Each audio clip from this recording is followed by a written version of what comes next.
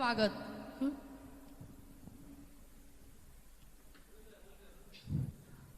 कार्यक्रमात पुढे जात असताना स्वामीजींचं स्वागत. कार्यक्रमात पुढे जात असताना आपली संस्कृती, आपली लोककला ही जपणे, याचाही आपल्या भावी पिढीला ओळख होणे खूप गरजेचं आहे. आपल्या जीवन शैलीची खरी ओळख आपल्या अवतीभोवतीच्या आपल्या लोककलेतून दिसून येते.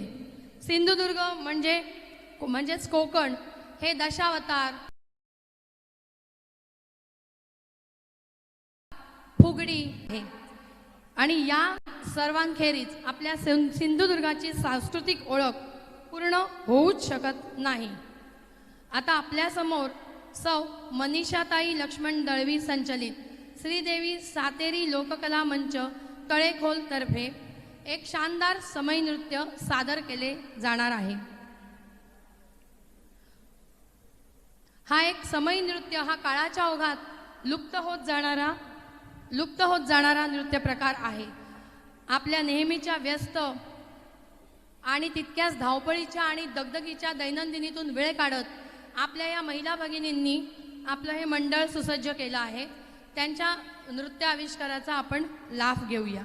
समय नृत्य म्हणजे तालबद्ध, लयबद्ध आणि तितक्याच एकाग्रतेने साकारला जाणारा हा नृत्य प्रकार. गावोगावी दिंडी, समय नृत्य, फुगडी हे पारंपरिक नृत्य प्रकार जपणाऱ्या महिलांचं कौतुक करावं तेवढं थोडंच आहे. चला तर मग लाभ घेऊया या समय नृत्याचा.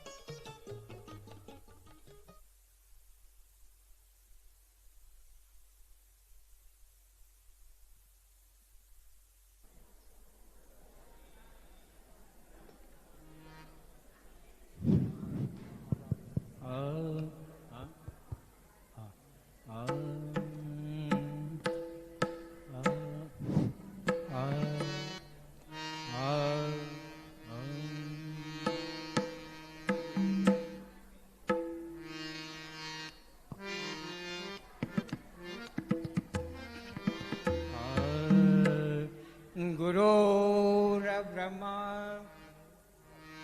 गुरुर्विष्णु गुरुर्देवो महेश्वरा गुरु साक्षात् परब्रह्म तस्मै श्री गुरवे नमः तस्मै श्री गुरवे नमः श्री सातेरी देवी नमोस्तुते दीपज्योति नमोस्तुते दीपज्योति नमोस्तुते दीपज्योति नमोस्तुते वक्रतुण्ड महाकाय देवगणपति वक्रतुण्ड महाकाय देवगणपति वक्रतुण्ड महाकाय देवगणपति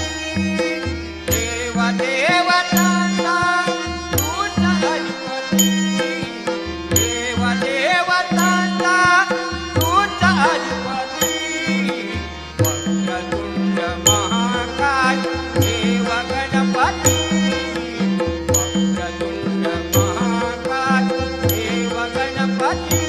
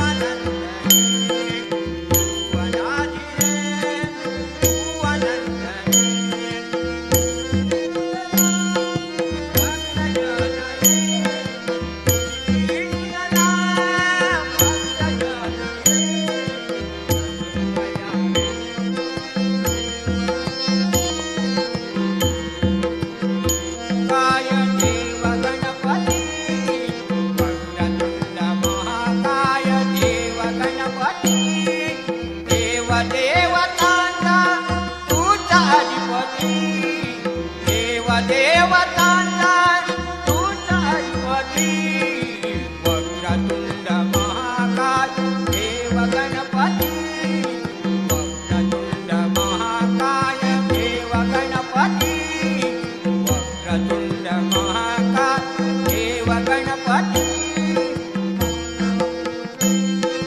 वेद पुराणे गाथा बोले वेद पुराणे महिमा कथा फुलरी वाणी महिमा कथा फुलरी वाणी दुष्मुनियावखे नमिती चरणी दुष्मुनियावखे नमिती चरणी तुझ्या संगती राहुलनी लालो तुझ्या संगती तुझा अधिपती देव देवतांचा तुझा अधिपती वक्रतुंड महाकाय देव गणपती वक्रतुंड महाकाय देव गणपती वक्रतुंड महाकाय देव गणपती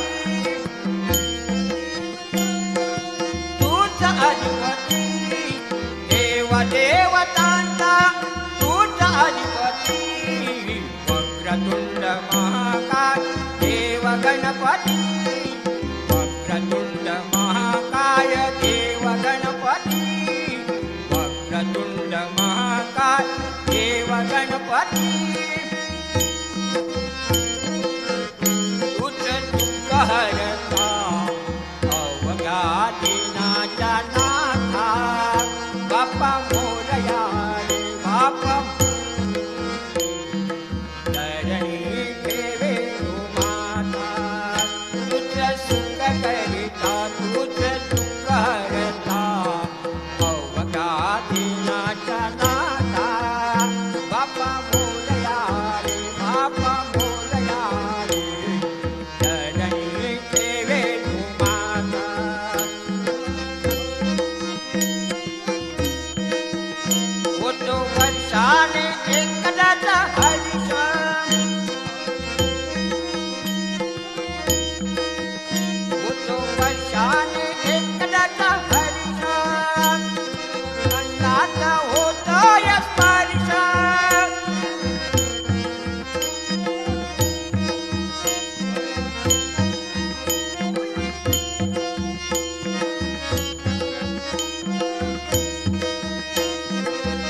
जाती साऱ्या दुःखाची वाचावूकची गाथा बाप्पा मोरया रे बाप्पा मोरया रे चरणी ठेवे तू माता तुझे सुख करिता तुझ दुःख हरता अवघ्या दिनाच्या नाथा बाप्पा मोरया रे बाप्पा मोरया रे चरणी ठेवे तू माता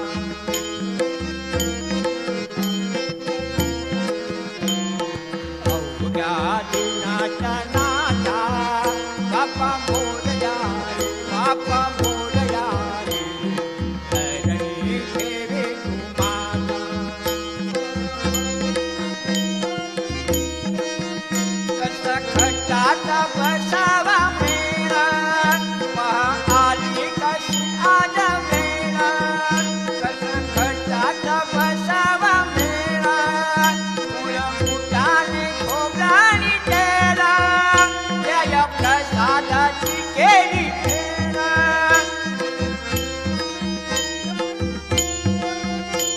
या प्रसादाची केली फेरा हरी भक्तन आणि भक्तन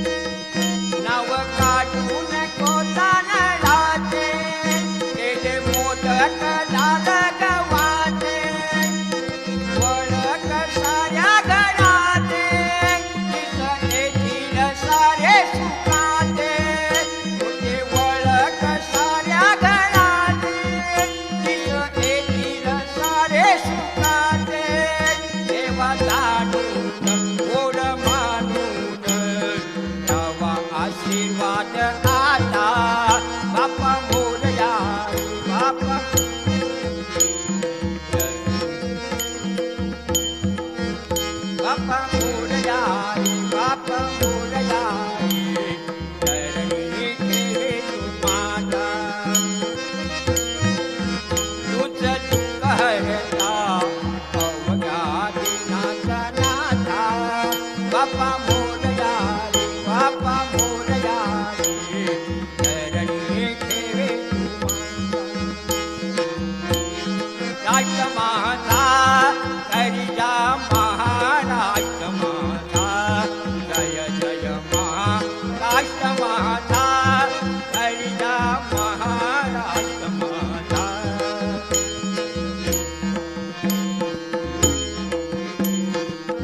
जावई गोवरे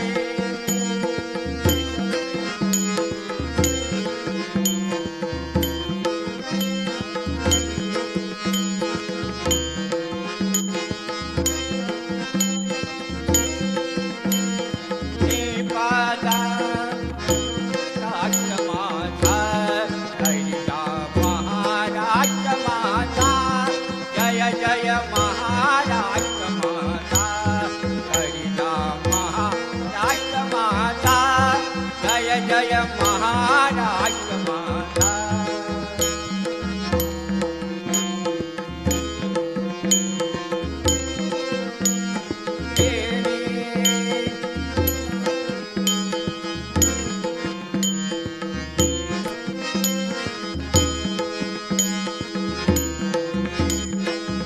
कटतो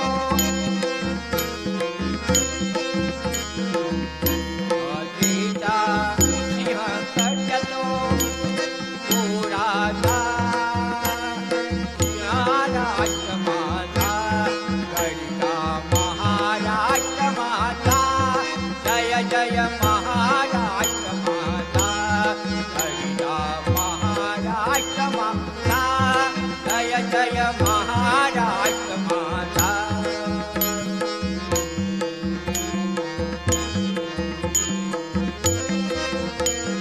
सभा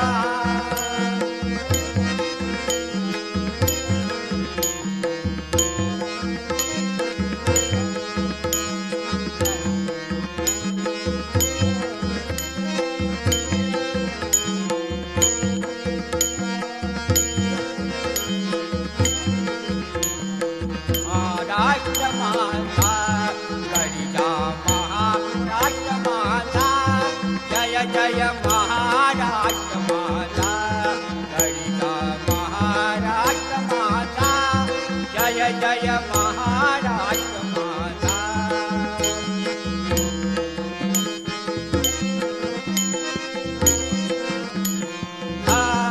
करिया महाराष्ट्र माझा जय जय महाराष्ट्र माझा करिया महाराष्ट्र माझा जय जय महाराष्ट्र माझा करिया महाराष्ट्र माझा कृष्ण बोल सदा बोलावरे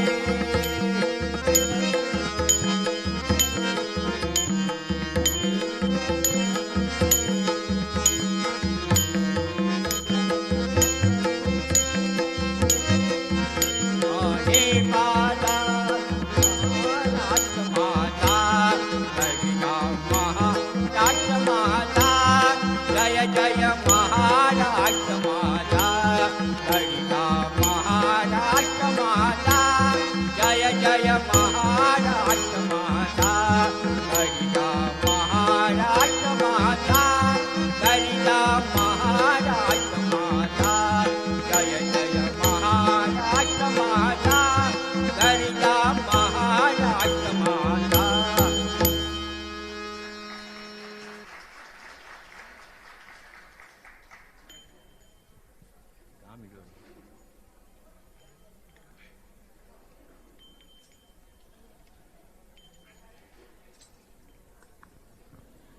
हॅलो, खूप खूप आभार. अत्यंत नयनरम्य, अद्भुत आणि साहसी असा कला आविष्कार आपल्यासमोर श्रीदेवी सातेरी लोककला मंच तळेखोलतर्फे सादर झाला.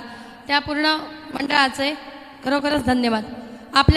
आपल्या सभागृहात आत्ताच आपल्या आजच्या कार्यक्रमाचे प्रमुख अतिथी माननीय श्री अदृश्य काळसिद्धेश्वर महाराज श्री सिद्धगिरी संस्थान मठ कणेरी कोल्हापूर यांचे आगमन झालेले आहे. त्यांचे सुद्धा मी मनपूर्वक आमच्या संमेलन समितीतर्फे स्वागत करत आहे. सिद्ध समाधी योग साधकांनी लगेचच आपले गुरुभजन कृष्णभजन सादर करावे अशी मी त्यांना विनंती करते.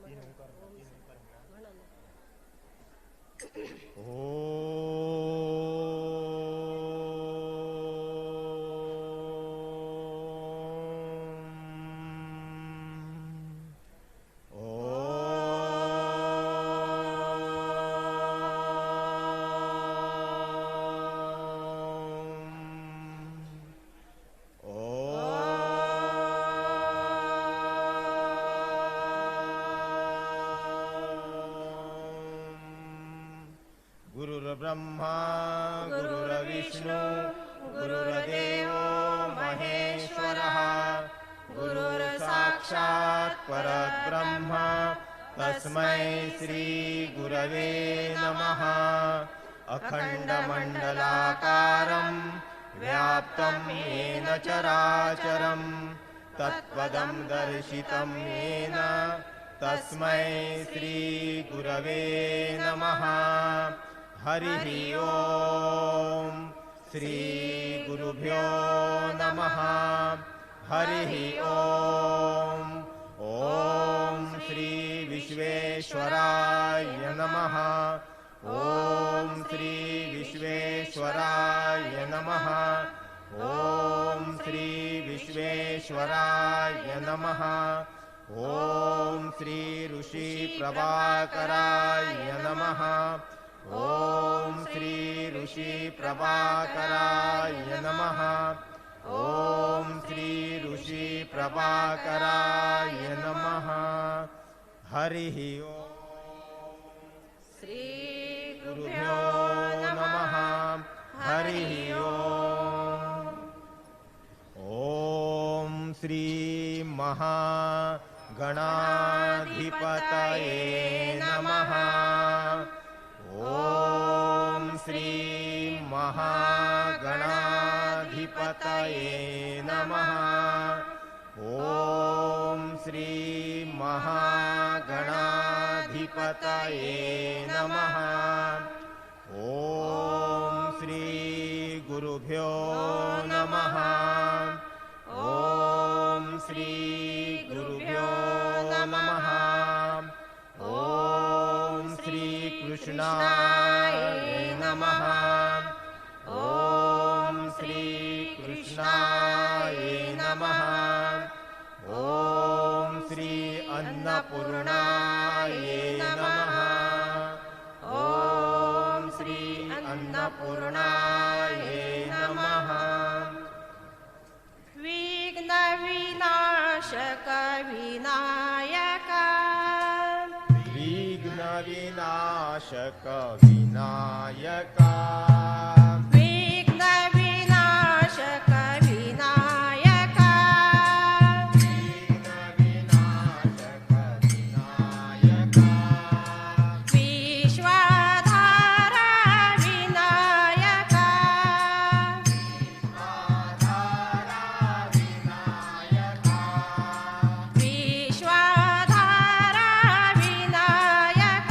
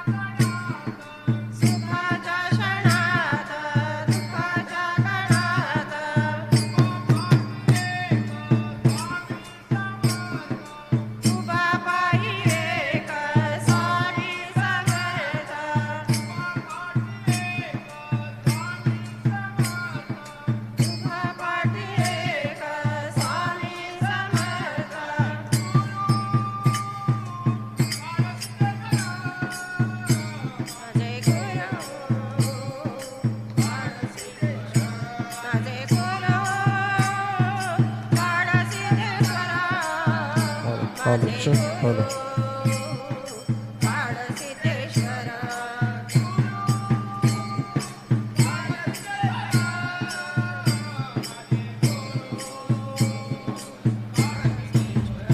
माझे गुरु काळसिद्धेश्वर माझे गुरु काळसिद्धेश्वर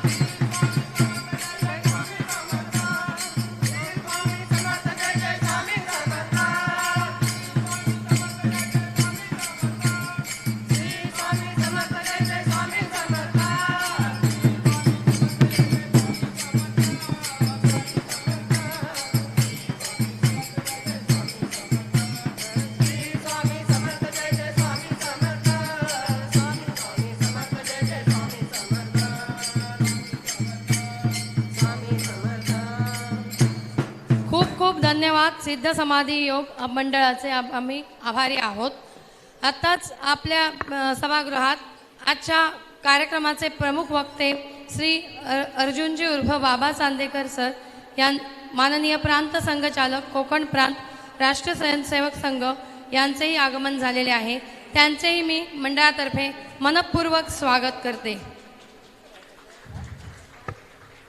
आपल्या समितीचे अध्यक्ष श्री नितीनजी गवस आणि सहकारी यांना मी आजच्या कार्यक्रमाचे आपले प्रमुख अतिथी माननीय श्री काळसिद्धेश्वर महाराज व कार्यक्रमाचे प्रमुख वक्ते श्री अर्जुनजी उर्फ बाबा चांदेकर सर यांना आदरपूर्वक व्यासपीठावर घेऊन येण्याची मी विनंती करत आहे.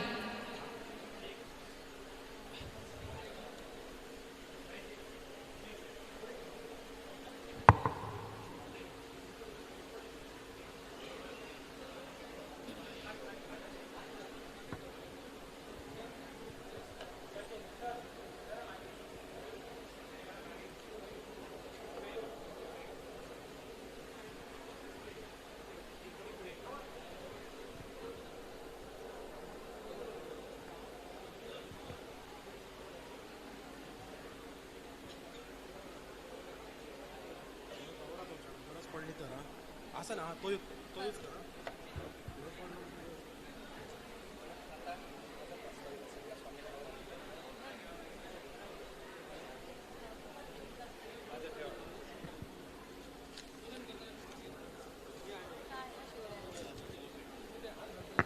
आपल्या अमृतमय वाणीने बहुमूल्य अशा मार्गदर्शनाने आम्हाला प्रेरणा देण्यासाठी माननीय श्री अदृश्य काळसिद्धेश्वर महाराज कणेरी मठ कोल्हापूर हे आपल्यात उपस्थित आहे.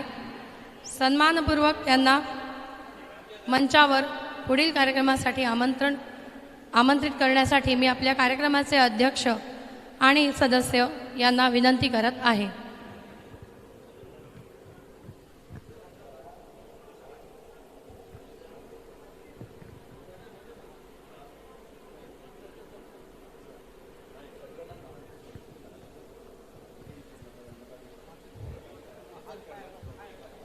दीपप्रज्वलन, ध्वजपूजन, भारतमाता पूजन आणि शिवराय प्रतिमा पूजन अशी पुढील कार्यक्रमाची रूपरेषा असेल. संबंधित सहकारी सदस्यांनी पुढील कार्यक्रमासाठी तत्पर राहावे.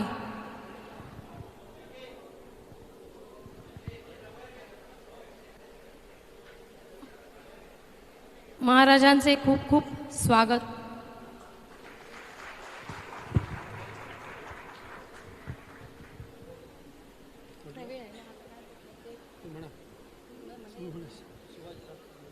शिवराय पूजनाने आणि दीपप्रज्वलनाने कार्यक्रमाची सुरुवात होत आहे. सह्याद्रीच्या कडे कपारी गाती है गुणगान हिमालया रे तुझी राखली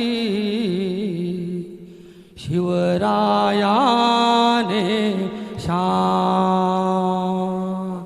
छत्रपती शिवाजी महाराज की, छत्रपती शिवाजी महाराज की, छत्रपती शिवाजी महाराज की.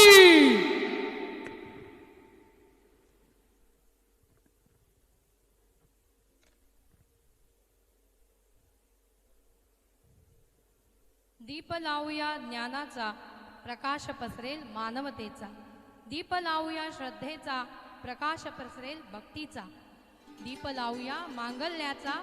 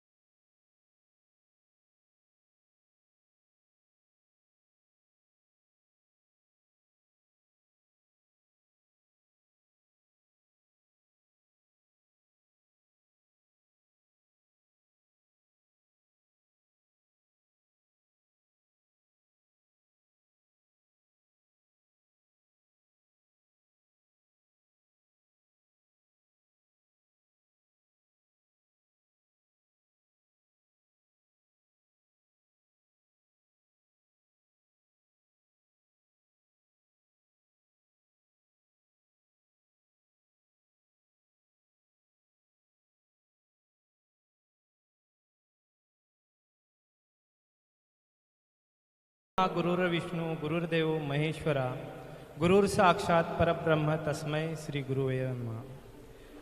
गुरुवर्यांना वंदन करून आजच्या ह्या कार्यक्रमाला उपस्थित आदरणीय व्यासपीठावर उपस्थित सन्माननीय प्रमुख अतिथी श्री अदृश्य काळसिद्धेश्वर महाराज यांना वंदन करून, तसेच सन्माननीय प्रमुख वक्ते श्री अर्जुन चांदेकर सर यांना सुद्धा वंदन करून, तसेच आज आयोजित सकल हिंदू संमेलन जमलेल्या दोडामार्ग मंडळातील तमाम बंधू भगिनी आणि मित्र यांचे पुनश्च शब्दसुनांनी स्वागत करत आहे.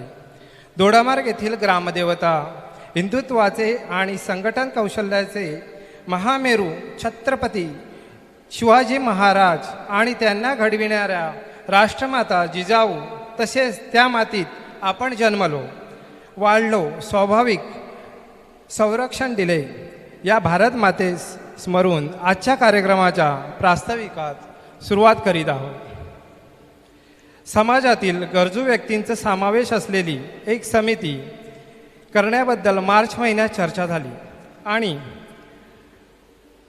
निवडक व्यक्तींच्या एकत्रित येण्याने ही समिती गठीत झाली. आज आपण सर्व मिळून हा पहिलाच कार्यक्रम करत आहोत. पुढेही हिंदू एकात्मतेसाठी झटावे लागणार आहे. आयुष्यातील यशस्वी व्हायचे असेल तर स्वप्न हवं, ते स्वप्न पूर्ण करायला तशी जिद्द हवी, तशीच जिद्द असण्यासाठी तसा दृढ निश्चय हवा. तसा दृढ निश्चय करण्यासाठी तसा आचार हवा, तसा आचार येण्यासाठी तसा संस्कार हवा आणि तसा संस्कार येण्यासाठी तसा आदर्श हवा. आपल्या सर्वांना आज अशाच दोन आदर्शवाद विभूतींचे सान्निध्य इथे लाभले आहे. मार्गदर्शन या सकल सिंधू संमेलनाच्या माध्यमातून लाभलेले त्यांचे मार्गदर्शन आपण ऐकून घेऊ. पुढील सूत्र आमच्या सूत्रसंचालिका सांभाळतील.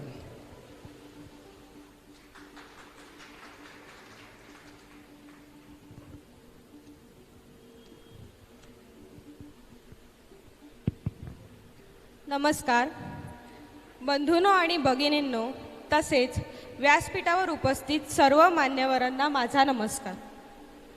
आज या सकल हिंदू संमेलनाच्या पवित्र व्यासपीठावर प्रमुख अतिथी म्हणून एक तपस्वी व्यक्तिमत्व लाभले आहे, ज्यांच्या विचारांनी आणि वाणीने हजारो हिंदू तरुणांच्या मनात राष्ट्रभक्तीची जाणीव निर्माण झाली आहे. ते म्हणजे आपले प्रमुख अतिथी माननीय श्री अदृश्य काळसिद्धेश्वर महाराज कोल्हापूर. ऐतिहासिक सिद्धगिरी म्हणजेच कणेरी मठाचे विद्यमान 49वे मठाधिपती तसेच नवनाथ परंपरेतील एक प्रमुख आणि लोकप्रिय संत. स्वामीजींचे कार्य खूप व्यापक आहे, तरीही स्वामीजींच्या कार्याची संक्षिप्त ओळख सांगते. महाराजांनी मठाच्या माध्यमातून आरोग्य सेवा, शिक्षण, कृषी आणि ग्रामविकास या क्षेत्रात मोलाचे योगदान दिले आहे. शिक्षणाचा वारसा जपत त्यांनी कण्हेरी मठात गुरुकुल फाउंडेशनच्या माध्यमातून गुरुकुल शिक्षण पद्धती सुरू केली. मठाच्या माध्यमातून ते आत्मनिर्भर समाज विकसित करण्यासाठी सातत्याने प्रयत्नशील आहेत. मठाच्या प्रांगणात त्यांनी आयोजित केलेली भव्य सुमंगलम पंचमहाभूत लोकोत्सव अत्यंत गाजलेली आहे. ग्रामीण भागातील गरीब रुग्णांसाठी मठाच्या आवारात अत्याधुनिक सिद्धगिरी आयुर्धाम केंद्र सुरू केलेले आहे, जेणेकरून तेथील गरीब रुग्णांना त्याचा लाभ घेता यावा. त्याचप्रमाणे स्वामीजींचे संपूर्ण आयुष्य सनातन धर्म, हिंदू संस्कृती, मानवता धर्म यांचे मार्गदर्शन करण्यात व्यस्त असते. त्याचप्रमाणे मठामध्ये दररोज हजारो भाविकांसाठी मोफत अन्नछत्र देखील चालवले जाते. स्वामीजींबद्दल सांगावे तितके थोडेच असेल. त्यांचे कार्य आपल्याला शब्दात मांडता येणार नाही. त्याचप्रमाणे आजच्या कार्यक्रमासाठी आपल्याला प्रमुख वक्ता म्हणून लाभले आहेत माननीय श्री अर्जुन यशवंत चांदेकर सर उर्फ बाबा चांदेकर सर. आरोसबाग बांधा येथे वास्तव्य. त्यांचे शिक्षण BSc B.Ed गणित विषय. संघदृष्ट्या तृतीय वर्ष शिक्षित RPD हायस्कूलमध्ये उपमुख्याध्यापक म्हणून निवृत्त. तसेच प्रांत संघचालक कोकण प्रांत अशी राष्ट्रीय स्वयंसेवक संघाची जबाबदारी. त्याचप्रमाणे व्यासपीठावर उपस्थित समितीचे अध्यक्ष माननीय श्री नितीन नारायण गवस सर, सकल हिंदू संमेलन समिती तथा उद्योजक दोडामार्ग.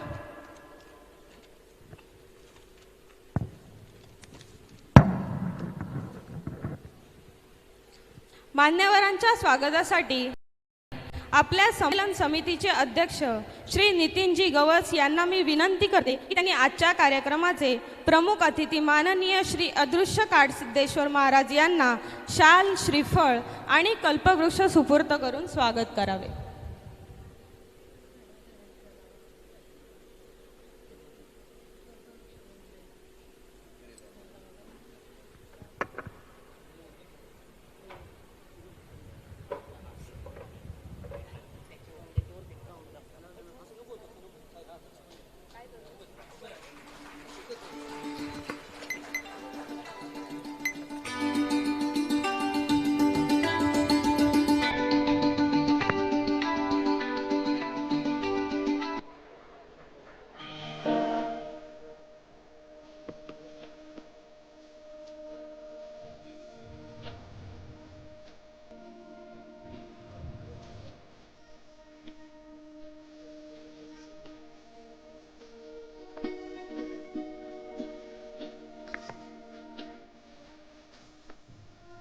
तसेच आजच्या कार्यक्रमाचे प्रमुख वक्ते माननीय श्री अर्जुनजी यशवंत चांदेकर सर यांचे स्वागत शाल श्रीफळ आणि कल्पवृक्ष देऊन समितीचे अध्यक्ष नितीनजी गवस करतील.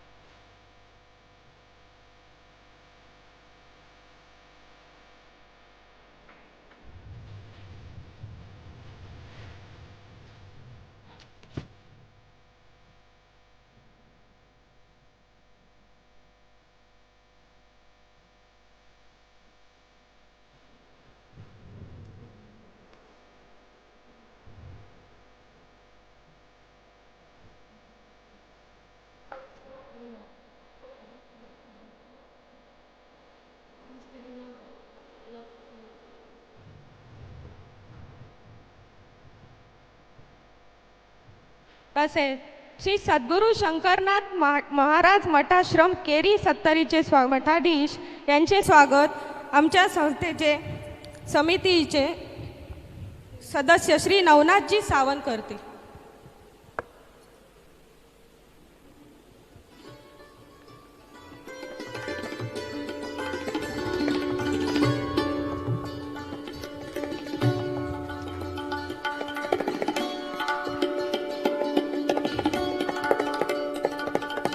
पुढील कार्यक्रमाच्या सूत्रसंचालनासाठी मी सौ योजना मोरजकरताई यांना विनंती करते की त्यांनी पुढील सूत्रे हाती घ्यावी.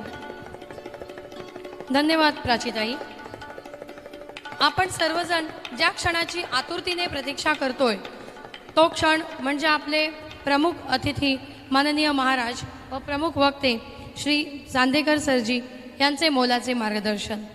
तर पुढील कार्यक्रमासाठी आपल्या आजच्या कार्यक्रमाचे प्रमुख वक्ते श्री बाबाजी चांदेकर सर यांच्या परवानगीने मी श्री सज्जनजी गवस यांना एकलगीत सादर करण्यासाठी मंचावर आमंत्रित करते व तदनंतर श्री चांदेकर सर आपणास बहुमोल असे मार्गदर्शन करतील.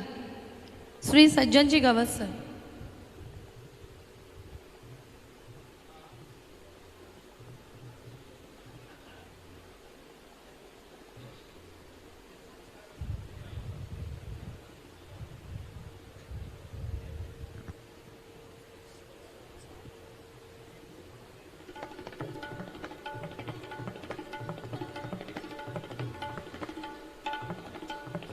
समाज जीवन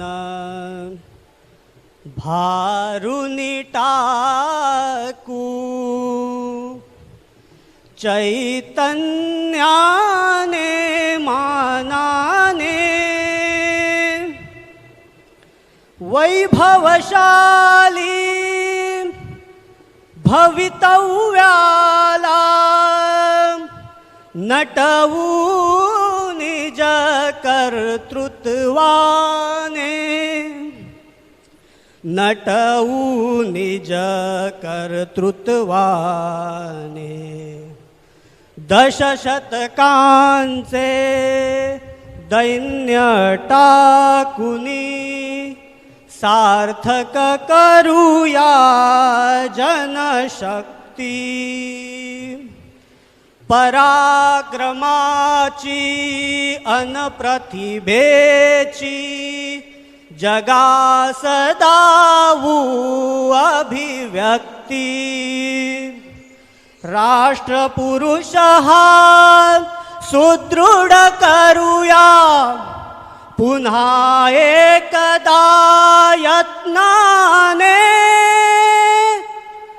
नटवू निज कर्तृत्वाने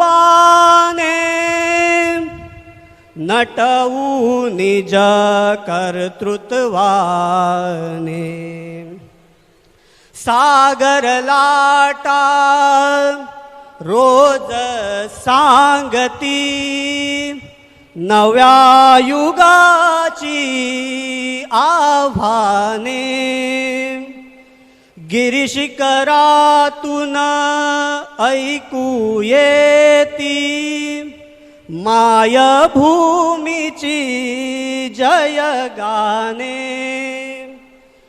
ती आव्हाने पेलायाला उभे राहूया ऐक्याने, नटवू निज कर्तृत्वाने, नटवू निज कर्तृत्वाने, परिश्रमाचा सेतू बांधू संघटनेच्या दलभारे, नको कुणाची कृपा आपणा आक्रमू धरती नभसारे, व्यक्ती व्यक्तीच्या कल्याणास्तव उधाण आणू सहजपणे, नटवू निज कर्तृत्वाने, नटवू निज कर्तृत्वाने, भेदभावना भिंती पाडू समतेची गाता गाऊ, उच्च नीचता गाडून टाकू, नवी दिशा नवगती घेऊ, कळी काळावर मात करूया, तेज भारल्या भक्ती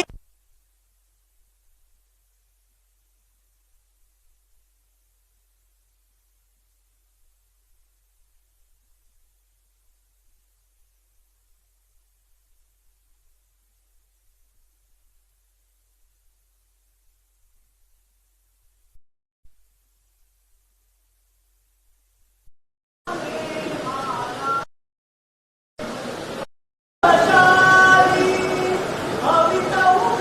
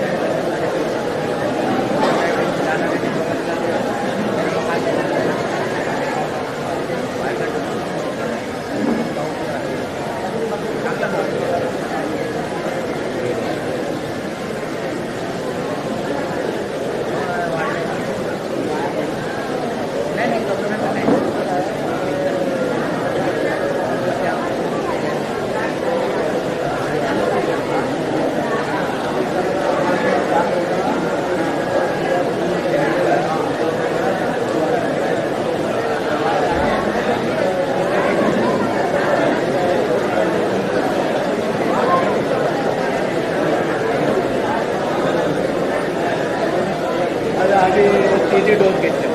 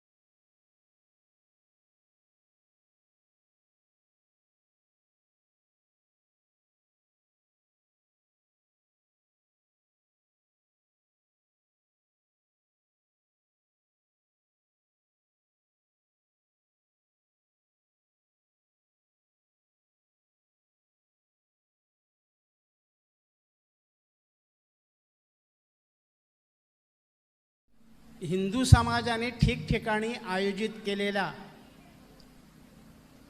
छोट्या छोट्या संमेलनांच्या माध्यमातून हिंदू एकत्र यायला लागलेला आहे. हिंदू एकत्र यायला लागलेला आहे. आपला कोकण प्रांत जो आहे, म्हणजे डहाणूपासून ते गोव्यापर्यंत, गोवा राज्य वेगळं आहे, तर डहाणूपासून गोवा आणि मुंबई अशा प्रकारे हा कोकण प्रांत आहे. या कोकण प्रांतामध्ये अशा प्रकारची प्रत्येक दशक्रोशीची म्हणजे 8-10 गावांची अशा प्रकारची 3100पेक्षा जास्त संमेलनं या आपल्या प्रांतामध्ये होणार आहेत. आणि त्यातलं आपलं हे एक संमेलन दोडामार्ग तालुक्यातलं दोडामार्ग दशक्रोशीतलं हे पहिलं संमेलन आहे. आपण ज्यावेळी विचार करतो ते हिंदू समाज कसा आहे, हिंदू समाज कसा असायला हवा आणि हिंदू समाजच असा का असायला हवा, असे ज्यावेळी प्रश्न पडतात त्यावेळी काही वेळेला समोरचा माणूस म्हणतो की काय तुम्ही हिंदू हिंदू लावलेला आहे,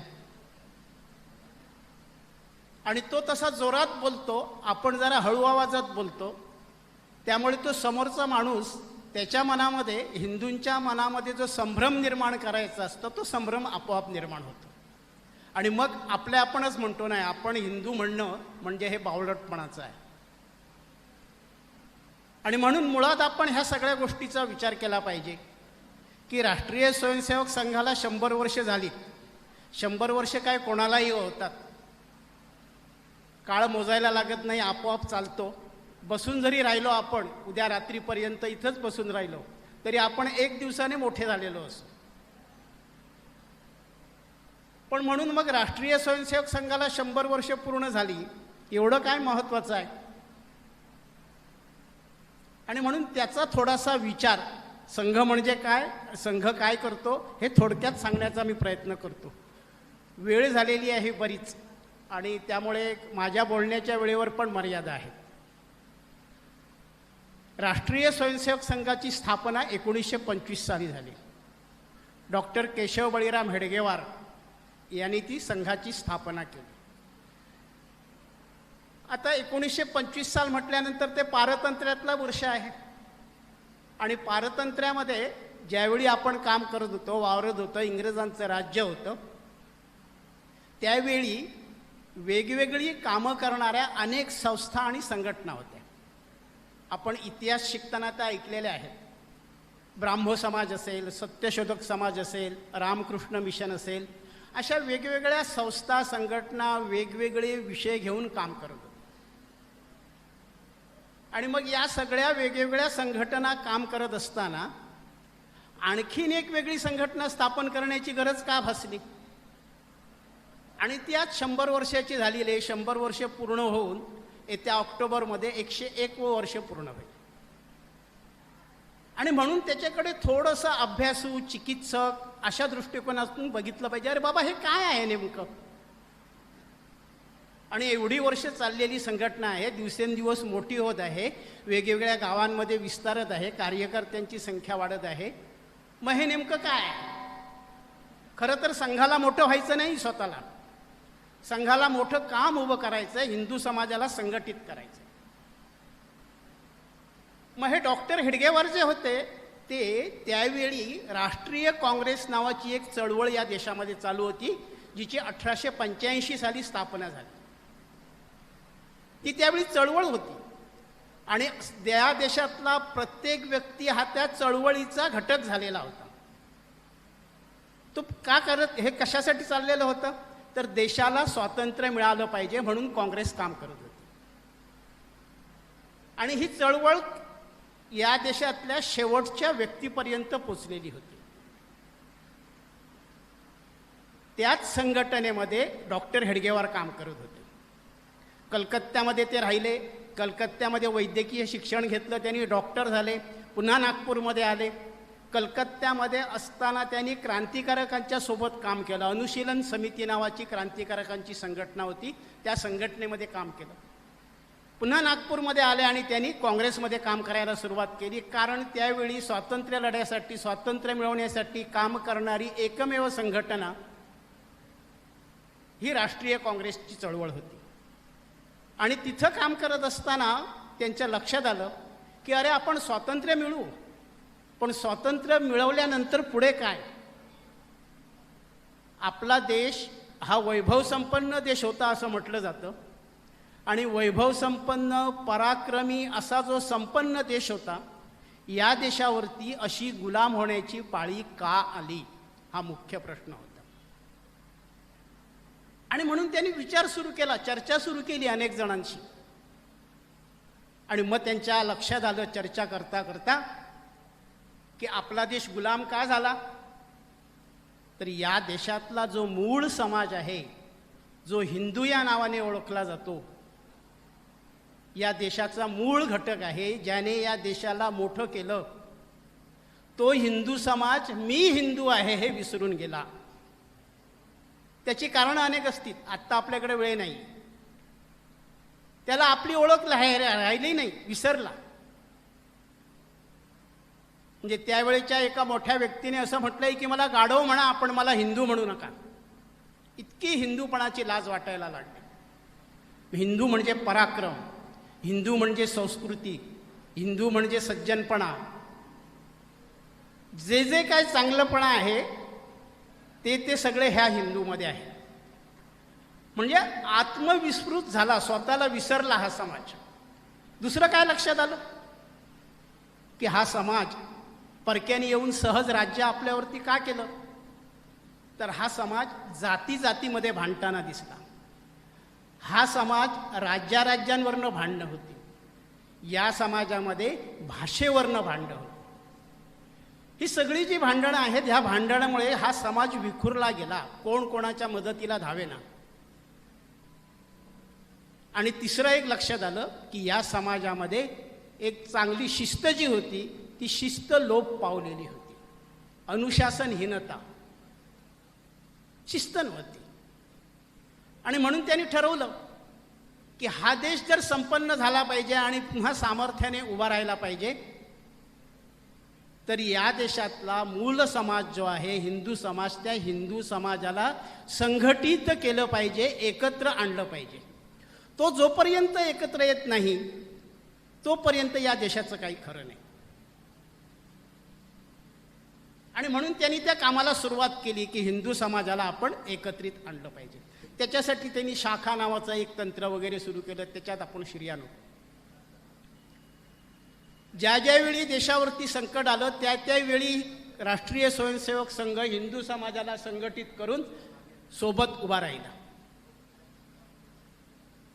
1948 साली महात्मा गांधीजींची हत्या झाली आणि त्याचा आरोप संघावरती लावला गेला. संघ स्वयंसेवकांची घरं जाळली गेली, मारलं गेलं. प्रचंड अत्याचार संघ स्वयंसेवकांच्यावरती झाला. संघाचे सरसंघचालक त्यावेळेचे पूजनीय श्री गुरुजी यांना जेलमध्ये टाकण्यात आलं. त्यांच्यावरती आरोप लावला की तुम्ही महात्मा गांधींची हत्या केलेली आहे. त्या काळामध्ये असं सांगितलं जातंय की कोल्हापूरमध्ये भालजी पेंढारकर, आपण सगळ्यांनी नाव ऐकलेले आहे, त्यांचा स्टुडिओ होता. ते कोल्हापूरचे संघचालक होते. त्यांचा स्टुडिओ जाळला गेला. पण भालजींना हे ज्यावेळी समजलं त्यावेळी ते बघायला गेले. बघितल्यानंतर तिथे उभं राहून काय बोलले असतील? एकही चकार शब्द कोणाविरुद्ध काढला नाही. फक्त एवढंच म्हणाले, ठीक आहे, जुना व्यवसाय बंद पडला, आता नवीन कोळशाचा व्यवसाय तरी सुरू करता येईल. गुरुजींनी जेलमध्ये असताना सगळ्या स्वयंसेवकांना पत्र पाठवली तारेने, बी काम ॲट एनी कॉस्ट. कोणत्याही प्रकारे समोरून येणाऱ्या व्यक्तीचा प्रतिकार करू नका, कारण समोरून येणारी आपलीच हिंदू मंडळी आहे. संपूर्ण संघाच्या विरोधात समाज होता. समाज एकत्र होता, संघ एका बाजूला होता. जो काय त्यावेळी होती संख्या ती. त्यानंतर 1975 साल उजाडलं. या देशावरती आणीबाणी आली. या आणीबाणीच्या विरोधात संघ उभा राहिला. जयप्रकाश नारायण यांनी या सगळ्या आंदोलनाचं नेतृत्व केलं. यावेळी संघ समाज सगळा एकत्र आला आणि लक्षात आलं की समाज संघाबरोबर यायला लागलेला आहे, संघ समाजाचा सोबती झालेला आहे. पुढचा काळ आपण बघतो, सगळ्यात मोठं चाललेलं आंदोलन रामजन्मभूमीचं आंदोलन. प्रभू रामचंद्रांची प्रतिष्ठापना अयोध्येमध्ये झाली. त्या सगळ्यामध्ये संघाचे स्वयंसेवक असतील, विश्व हिंदू परिषदेचे कार्यकर्ते असतील, हिंदुत्ववादी विचाराचे सगळी सामान्य मंडळी असतील, ह्या सामान्य मंडळीने एक मोठं आंदोलन जवळजवळ 40 वर्ष अखंडपणे चालवलं आणि त्याची परिणिती प्रभू रामलल्लांची प्रतिष्ठापना अयोध्येमध्ये रामजन्मस्थानी झाली. रामजन्मस्थानी रामलल्लाची प्रतिष्ठापना होणं हे किती अगत्याचं होतं. देशामध्ये 10,000च्या वर साधारणपणे प्रभू रामांची मंदिरं असतील, पण आपल्याला रामजन्मस्थानावरचं राम मंदिर हे सगळ्यात महत्त्वाचं आहे. आपला शेजारी कोणीतरी कधीतरी आपल्या वडिलोपार्जित 1 गुंठा जमिनीवरती जाऊन कधीतरी झाड लावतो, किंवा आपण जे म्हणतो ना बेनावड करतो, झाडं वगैरे तोडतो, त्यावेळी आपली अस्मिता जागृत होते. माझ्या वडिलांचं ते आहे, त्यामुळे तो तुकडा माझ्याकडेच राहिला पाहिजे आणि त्याच्यासाठी वाटेल तेवढी कोर्ट कचेरी आपण करतो. इथं तर साक्षात आपल्या राष्ट्रपुरुषाचं मंदिर होतं, जे राम जन्मस्थानावरचं होतं. तीच भावना आपली कृष्ण जन्मस्थानावरती आहे आणि तीच भावना आपली काशी विश्वेश्वराची आहे. आणि म्हणून ही तिन्ही मंदिरं आपल्या देशासाठी, हिंदू समाजाच्या ऐक्यासाठी महत्त्वाची आहे. हे कोणी हिंदुत्ववादी नाही सांगत. राम मनोहर लोहिया नावाचे समाजवादी विचारवंत होऊन गेले, त्यांनी सांगितलंय की राम, कृष्ण आणि शिव हे या देशाला जोडणारे 3 महत्त्वाचे राष्ट्रपुरुष आहेत. हे राम मनोहर लोहिया सांगतात.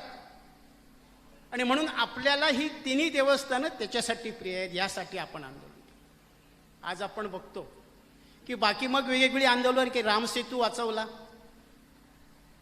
अमरनाथ यात्रेवरची जो विषय चाललेला होता, जमीन ताब्यात घेतलेली होती रस्त्यावरची, ती वाचवली आपण. स्वामी विवेकानंदांचे विचार पोचवले त्यांच्या 150वी जयंतीनिमित्त, वगैरे वगैरे छोटे मोठे उपक्रम, आंदोलनही त्याही काळामध्ये आपण केले. आणि म्हणून मग हे सगळं कोणी केलं पाहिजे, कधी होईल, जर हिंदू समाज संघटित राहिला, एकत्रित राहिला तर होईल. मग हिंदू समाजच का होय, हिंदू कोण हा प्रश्न विचारला पाहिजे. हिंदू कोण? तर ही जी भूमी आहे, भारतभूमी जिला म्हटलं जातं, ती हिंदू भूमी आहे. विदेशात कोणीही जावा, मुसलमान जाऊ दे, ख्रिश्चन जाऊ दे, या भूमीला नाव हिंदुस्थानच आहे. मग हिंदू कोण? तर या भारत मातेला आपली माता मानतो तो हिंदू. या भारत मातेचा आपल्याला पुत्र मानतो तो हिंदू. आणि इथले राष्ट्रपुरुष, इथले महापुरुष हे आपले आहेत हे मानतो तो हिंदू. आणि म्हणून भारत मातेवरती प्रेम करणारा, भारत मातेचा पुत्र म्हणवणारा, इथल्या महापुरुषांना, राष्ट्रपुरुषांना आपले राष्ट्रपुरुष, महापुरुष मानणारा, त्यांच्यावरती निष्ठा ठेवणारा, असा जो कोणी असेल तो हिंदू. मग तो कोणीही असू दे, तो हिंदू असू दे, बौद्ध असू दे, शीख असू दे, जैन असू दे, मुस्लिम असू दे, ख्रिश्चन असू दे, पारशी असू दे, कोणीही असू दे. म्हणजे काय? तर त्याची पूजा पद्धती कोणतीही असू दे. पूजा पद्धती म्हणजे काय? आता आपण इथे एवढे जण बसलेलो आहोत, आपल्या प्रत्येकाच्या घरातल्या परंपरा, प्रत्येकाच्या घरातले सणवार साजरे करण्याची पद्धत ही थोडीफार प्रत्येकाची वेगळी आहे. इथं बसलं तरी आपल्याला 5-50 पद्धती मिळतील. म्हणजे पण आपल्यासाठी भारत माता ही सर्वप्रथम आहे, कारण ती सर्वश्रेष्ठ आहे.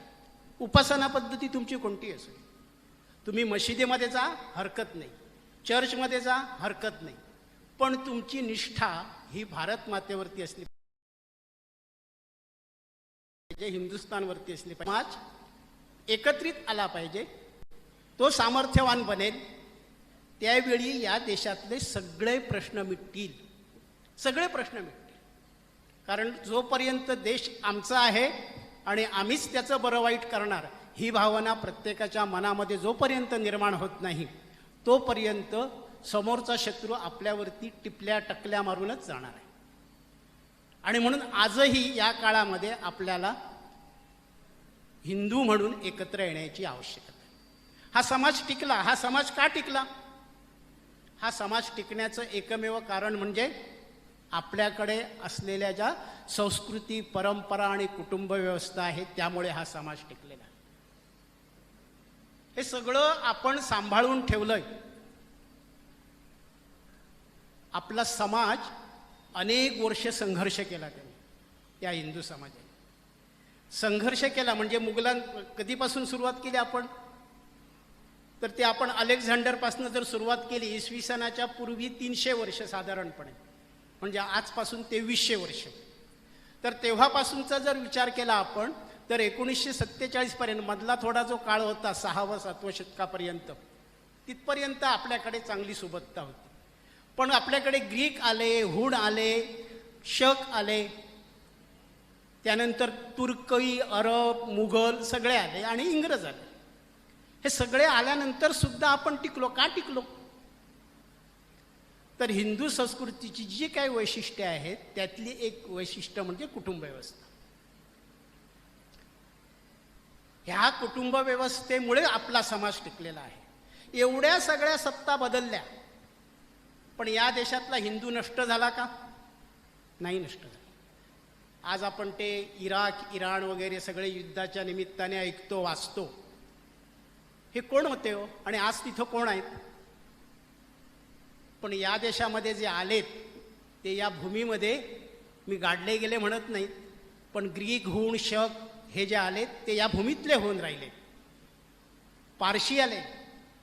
पारशी राजा ज्यावेळी पहिल्यांदा आपल्या देशामध्ये आला त्यावेळी त्यांनी आपल्या राजाकडे इथं राहण्यासाठी आम्हाला जागा द्या म्हणून जागा मागितली. त्या राजाने काय सांगितलं, आमच्या राज्यामध्ये एवढी जनता आधी आहे त्याच्यात आणि तुम्ही कुठं? असं म्हणून त्या पारशी राजाच्या समोर एक दुधाचा भरलेला पेला ठेवला. म्हणजे काय? तर माझ्या राज्यामध्ये कुठंही जागा नाही, परिपूर्ण भरलेला आहे. त्या पारशी राजाने काय केलं? पारशी राजाने त्या दुधाच्या पेल्यामध्ये, ग्लासमध्ये साखर टाकली आणि तो परत केला. म्हणाले, आम्ही असे राहू, तुमच्या समाजामध्ये मिळून मिसळून राहू आणि समाजाला तुमच्या गोड करू. आज हा देश त्यांनीच मोठा केलेला आहे. टाटांची नावं घेतो आपण. असा जो समाज या मातीशी एकरूप झाला, या एकरूप झालेल्या समाजाने देश मोठा केलेला आहे. आपलं स्वतंत्र अस्तित्व ठेवलं नाही. आणि म्हणून या देशातला हिंदू समाज हा सहिष्णू आहे. तो कोणालाही स्वीकारायला तयार आहे. पण जर कोणी डोक्यावर बसायचा प्रयत्न करीत असेल तर मात्र इथला हिंदू समाज ऐकून घेणार नाही. त्याच्यासाठी आपण जागरूक असलं पाहिजे. आणि म्हणून आपण ज्यावेळी हिंदू हिंदू हिंदू म्हणतो, असं ज्यावेळी समोरचा माणूस म्हणतो त्यावेळी त्याला इतक्या ठामपणे आपल्याला सांगता आलं पाहिजे, देश आमचा आहे, हिंदूंचा देश आहे, इथली परंपरा आहेत, ह्या हिंदू परंपरा आहेत, इथली संस्कृती आहे, ही हिंदू संस्कृती आहे, सभ्यतेची संस्कृती आहे. अर्थात ह्या प्रत्येक शब्दावरती खूप बोलण्यासारखं आहे, पण आपल्याकडे आत्ता वेळेची मर्यादा आहे. आणि म्हणून या देशाचा ज्यावेळी आपण विचार करतो त्यावेळी एक विमर्श चालवला जातो. विमर्श म्हणजे खोट्या गोष्टी पसरवणं. काय काय पसरवल्या जातात? अनेक पसरवल्या जातात. एक सांगितलं जातं की हा देश नव्याने तयार झालेला आहे 47 नंतर. अरे, जगातनं जे सगळे प्रवासी आले, जगामधले जे विद्वान आहेत त्यांनी म्हटलेलं आहे, सारे जहा पे जब था वह शत का अब्रतारी, चष्मे चिरागे आलम थी सरंजमी हमारी. एका उर्दू कवीने म्हटलेलं आहे की सगळ्या जगामध्ये ज्यावेळी अंधकार होता त्यावेळी या देशामध्ये ज्ञानाचा सूर्य तळपत होता. मॅक्स मुल्लर नावाचे एक विचारवंत होऊन गेले. त्यांनी काय म्हटलं की इसवी सनापूर्वी ज्यावेळी इंग्लंडसारखे देश, तिथली माणसं ही जंगलामध्ये झाडांच्या साली आणि पानं अंगावरती गुंडाळून आणि अंगावरती रंग फासून मातीसारखे काळोख्या जंगलामध्ये मोठमोठ्याने ओरडत होती, त्यावेळी इथल्या ज्ञानाचा सूर्य आणि इथलं वैभव हे माध्यान्यावरती आलेलं होतं. इतका संपन्न असा आपला देश.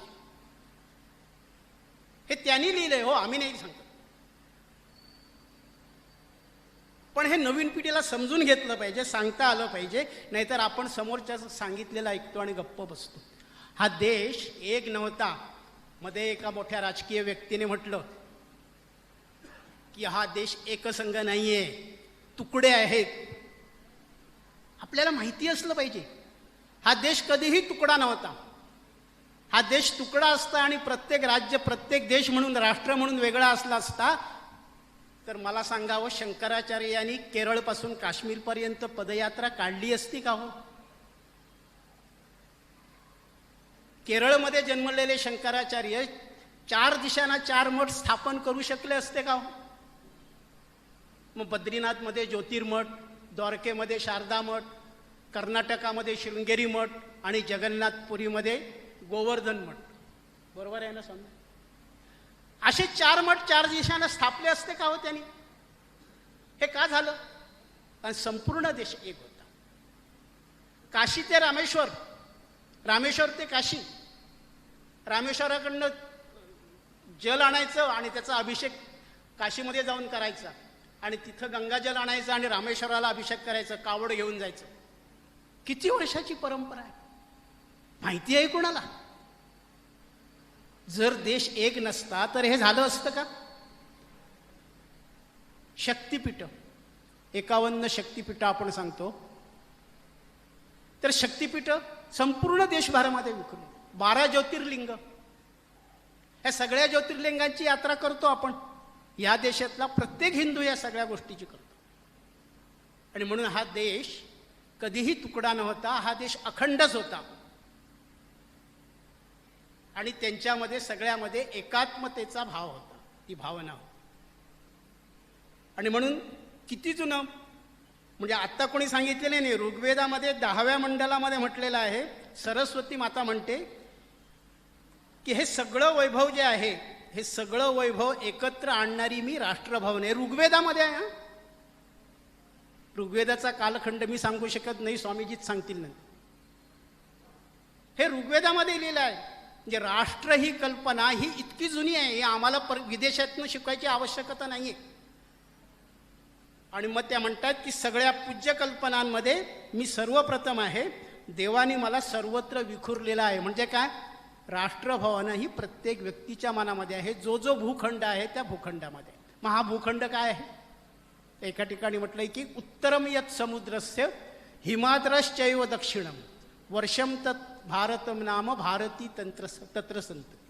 उत्तरम यत समुद्रस्य म्हणजे समुद्राच्या उत्तरेला, कारण दक्षिणेला समुद्र आहे, म्हणून समुद्राच्या उत्तरेला आणि हिमालयाच्या दक्षिणेला असा जो भूभाग पसरलेला आहे त्याला भारत म्हटलं जातं. दुसरं एक आहे, त्याच्यामध्ये त्यांनी असं म्हटलंय की हिमालय समारभ्य यावद हिंदू सरोवरम तन देव निर्मितम देशम हिंदुस्थानम प्रचक्षते. हिमालयापासून प्रारंभ झालाय आणि समुद्रापर्यंत गेलाय, तो हिंदुस्थान आहे. हिंदुस्थान आणि भारत हे 2 वेगवेगळे शब्द नाही आहेत, एकच आहेत. भरत राजावरून या देशाला भारत नाव पडले. त्याच्यामध्ये वेगवेगळी मतांतरं आहेत, त्याच्यामध्ये शिरण्याची आवश्यकता नाही. पण आपण भारत आहोत, भारतीय आहोत, हिंदू आहोत, हिंदुस्थानी आहोत. त्याच्यामध्ये काडी मात्राचा सुद्धा इकडे तिकडे बदल करण्याची आवश्यकता नाही. कोणी म्हणेल आम्ही भारतीय आहोत आणि भारतीय संस्कृती वेगळी आहे. भारतीय संस्कृती वेगळी आहे म्हणजे काय आहे? भारतीय संस्कृती म्हणजेच हिंदू संस्कृती आहे, हिंदू संस्कृती म्हणजेच भारतीय संस्कृती आहे, त्यापेक्षा ती वेगळी नाही आहे. आणि म्हणून या सगळ्या गोष्टी ज्या खोट्या खोट्या पसरवल्या जातात त्याच्याकडे आपल्याला लक्ष देण्याची आवश्यकता आहे. या देशातला कोणताही राजा विदेशामध्ये आक्रमण करून जग जिंकण्यासाठी नाही गेला. जे जग जिंकायला आले ते इथलेच होऊन झाले, आपलेच जावई होऊन गेले. मग इथले लोक कशाला गेले बाहेर? इथले लोक बाहेर गेलेत, जगभरामध्ये भारतीय संस्कृती आहे. का गेलेत? तर हे व्यापारासाठी गेले, आणि व्यापारासाठी जात असतानाच ज्ञान देण्यासाठी गेले. कृण्वन्तो विश्वमार्यम, एक खोटा नेरेटिव्ह चालला, खोटा विमर्श चालला की आर्य विदेशातनं आले, आशिया खंडातनं आले. आर्य हे तशा अर्थाने कोणी विशिष्ट व्यक्ती नाही. आर्य हे गुणवाचक आहे, ज्ञानसंपन्न. आणि म्हणून म्हटलं जातं की आपले ऋषीमुनी, आपली मंडळी जी जी बाहेर गेली ती कशासाठी गेली? कृण्वंतो विश्वमार्यम, जगाला शहाणं करण्यासाठी गेली. मग अशी म्हटलं ना की जंगलामध्ये वावरणारी मंडळी होती. अनेक असे देश होते की ज्यांना कपडे कसे अंगावरती घालायचे हे माहिती नव्हतं. अशा ठिकाणी पोचून त्यांना सगळं शिकवलं गेलं. आक्रमण करण्यासाठी नाही गेलो आम्ही, कुणाला लुटण्यासाठी नाही गेलो. अरे आपल्याकडे सगळंच होतं. विजयनगरचं साम्राज्य तर असं होतं की आपण दोडामार्गच्या बाजारामध्ये, काल झाला बाजार, वाटेत जाता जाता कोथिंबिरीची पेंडी घेऊन मंडळी बसलेली असतात. तशी सोन्याची दुकानं लावून वाटेवरती बसलेली बाजारात विजयनगरच्या साम्राज्यामध्ये मंडळी होती. की तो तराजू आणि सोनं ही रस्त्यात विकत होती. म्हणजे इतकी समृद्धी होती, इतकी सुरक्षा होती, इतके आपण संपन्न होतो. जगातल्या व्यापाराचा 34% भाग हा आपला होता, हिंदूंचा. आणि म्हणून बोलण्यासारखं खूप आहे. आणि म्हणून हे सगळं जे नंतर इंग्रजी शिक्षण आलं, त्या इंग्रजी शिक्षणाच्या माध्यमातून इथल्या सगळ्या माणसांची मनस्थिती बदलत गेली. जॉन मेकले नावाच्या शिक्षण तज्ज्ञाने म्हटलंय आपल्या आईवडिलांना लिहिलेल्या पत्रामध्ये की या देशामध्ये मनाने इंग्रज झालेला आणि कातडीने भारतीय असलेलाच माणूस आम्ही या ठिकाणी निर्माण करणार आहे. हे जॉन मेकलेंचं पत्र आपल्या आईवडिलांना लिहिलेलं आहे. आणि आजही आपल्याकडे अशी मंडळी आहेत, आपल्या देशामध्ये आहेत, आपल्या अवतीभोवती वावरत आहेत. महात्मा गांधींचे एक शिष्य धर्मपाल म्हणून होऊन गेले, तर त्यांनी ब्युटिफुल ट्री नावाचं एक पुस्तक लिहिलेलं आहे. हे पुस्तक त्यांनी इंग्लंडमध्ये जाऊन सगळ्या इंग्रजांनी सर्वे करून जी पत्रकं पाठवलेली होती त्या सरकारी पत्रांचा अभ्यास करून ते पुस्तक लिहिलेलं आहे. त्याच्यामध्ये जसं म्हटलं जातं ना स्त्री शिक्षण, स्त्री शिक्षण, अवळ स्त्री शिक्षण आपल्याकडे अनेक वर्षापूर्वीपासून होतं. शूद्रांना शिक्षण त्यावेळी सगळे 4ही जे वर्ण आहेत ते एकत्र बसून आपल्याकडे शिकत होते. ते पुस्तक वाचल्यानंतर लक्षात येतं. आणि म्हणून ह्या सगळ्या गोष्टीचा आपण विचार केला पाहिजे. आणि आपण या देशाचे नागरिक आहोत, एक जबाबदार नागरिक आहोत. आणि त्यामुळे काही जबाबदाऱ्या आपल्यावरती येतात. त्यातली सगळ्यात पहिली गोष्ट म्हणजे आपण कोण आहोत हे आपण समजून घेतलं पाहिजे, जे आत्ता सांगितलं ते. दुसरं आहे नागरी कर्तव्य. नागरी कर्तव्याच्या बाबतीत आपली काय स्थिती असतं? आपण बाजारात जातो, आपल्याकडे स्कूटर असते, ज्या दुकानासमोर जातो जसे जातो तशी लावतो. मागून येणारा कसा जाईल, दुकानात समोरचा कसा जाईल याचा विचार करत नाही. म्हणून नागरी कर्तव्य आपण पाळण्याची आवश्यकता आहे. आपला इन्कम टॅक्स असेल वेळेत भरला पाहिजे, आपली घरपट्टी असेल वेळेत भरली पाहिजे, आपलं लाईट बिल असेल वेळेत भरलं पाहिजे. किंवा बारीक सारीक ज्या सगळ्या गोष्टी आहेत नागरी कर्तव्याच्या त्या पाळण्याची आवश्यकता आहे. कारण हे समाज त्याच्यावर, देश त्याच्यावरतीच चालतो. एकदा मी ट्रेनने जात होतो, तर एक मुलगा आपल्या आईवडिलांना घेऊन चाललेला होता. तर तो आईवडिलांना सांगत होता, झोपायची वेळ झाल्यानंतर त्यांनी बेडिंग काढलं. तर ते आईवडील म्हणाले, अरे वा छान असतं ना रे बेडिंग. तर तो मुलगा काय म्हणाला, हो छान असतं बाबा. एकदा आम्ही तिघेजण चाललेलो होतो आणि गाडी स्टेशनला पोचली. स्टेशनला पोचल्यानंतर काय, त्या दोघांनी आपले बेडिंग होतं ते आपल्या बॅगमध्ये भरलं आणि निघून गेले. तर तो एवढ्यावर थांबला नाही, पुढे काय म्हणाला, राजधानी एक्सप्रेसमधलं ह्याच्यापेक्षा चांगलं असतं म्हणाले. मग म्हणाले मी असाच एकदा सकाळचा निघत होतो, तर मी पण म्हणाले घेतलं आणि निघालो. शेवटी मी वर झोपलेलो होतो, खाली उतरलो, त्याला बाजूला घेतलं आणि म्हटलं, अरे बाबा तू काय बोलत होतास, तुला भान आहे का म्हटलं. एक तू केलंस ते कृत्य चांगलं आहे की वाईट आहे हे तुझं तू ठरव, पण चार चौघात तू सांगतोस हे त्याच्यापेक्षा भयानक आहे. म्हणून आपण आपली नागरी कर्तव्य आहेत ही कटाक्षाने पाळली पाहिजे. तिसरं आहे समरसता.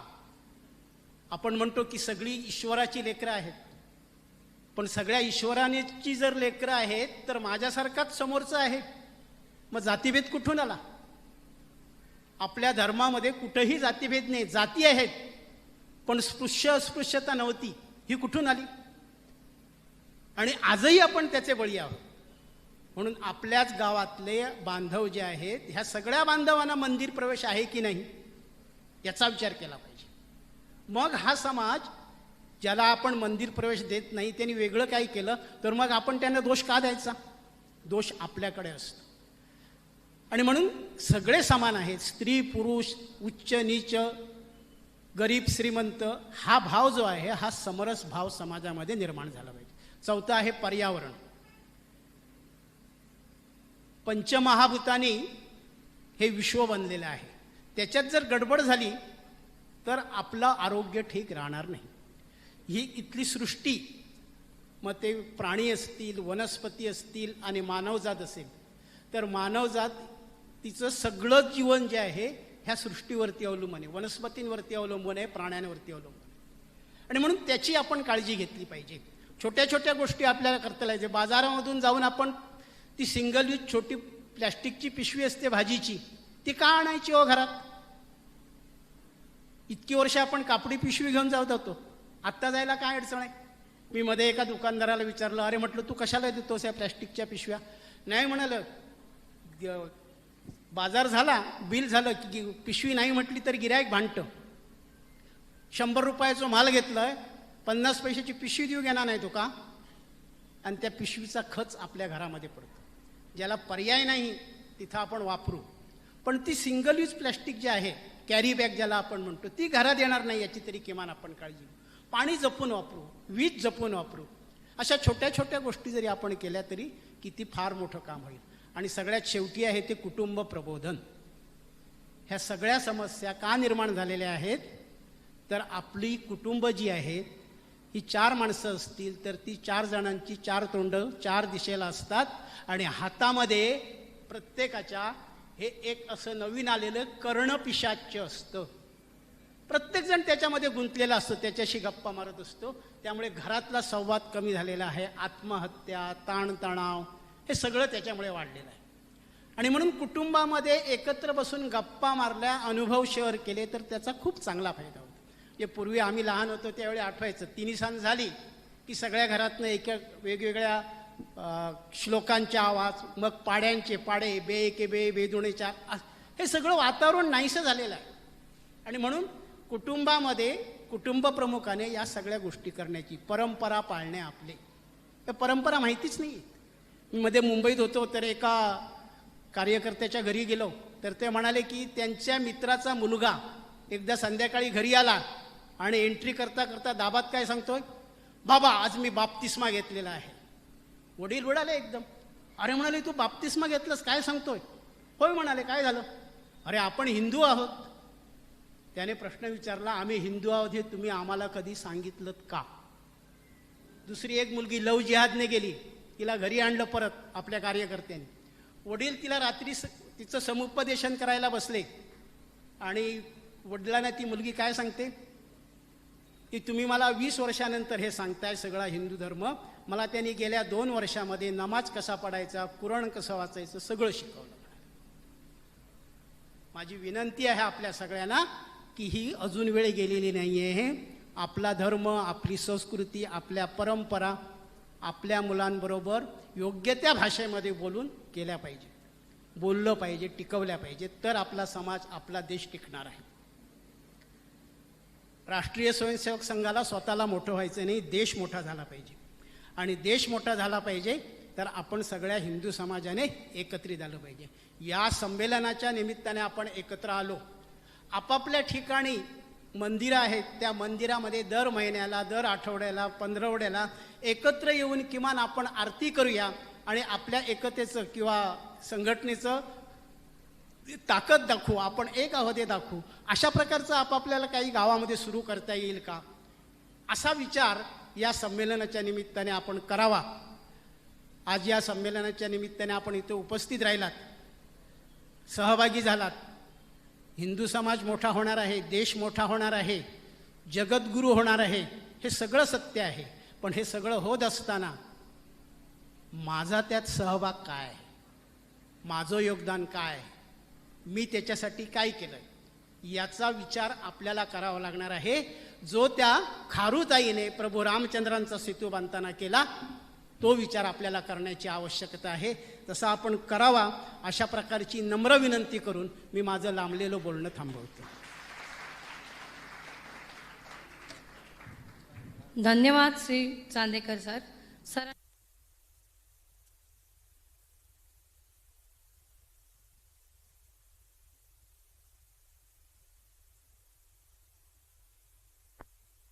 आपण एकत्र येऊया आणि आपला देश प्रगत बनवूया आणि त्यासाठी आपलं काय योगदान असेल याचा विचार करूया. धन्यवाद. सभागृहात उपस्थित माननीय श्री दीपकभाई गवस जिल्हा परिषद सदस्य तसेच माननीय नगराध्यक्ष नगरपंचायत कसई दोडामार्ग श्री चेतनजी चव्हाण यांचेही मी समितीतर्फे सहर्ष स्वागत करते.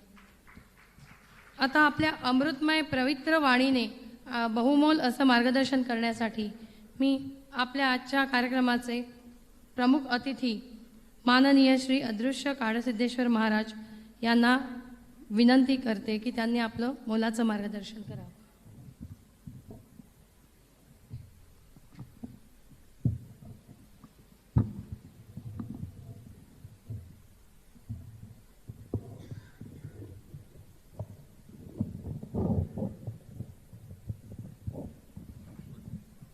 बस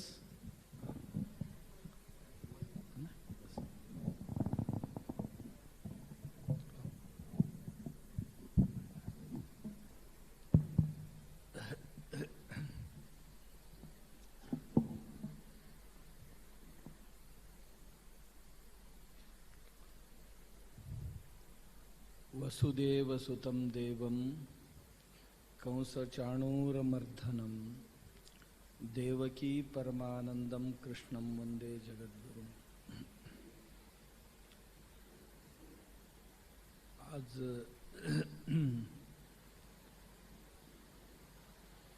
राष्ट्रीय स्वयंसेवक संघाला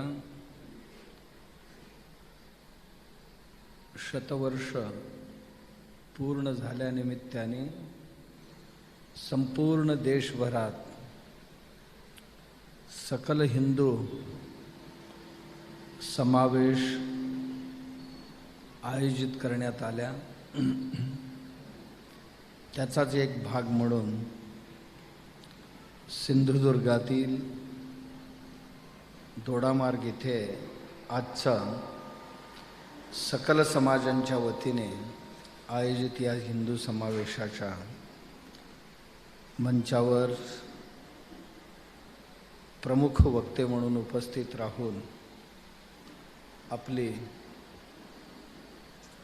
उद्बोधन केलेले कोकण प्रांताचे संघचालक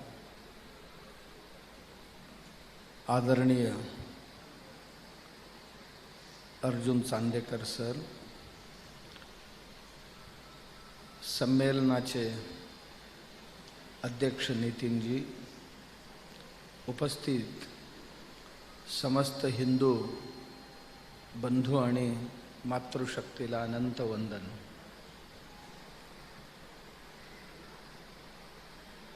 राष्ट्रीय स्वयंसेवक संघ स्थापन झाला कसा?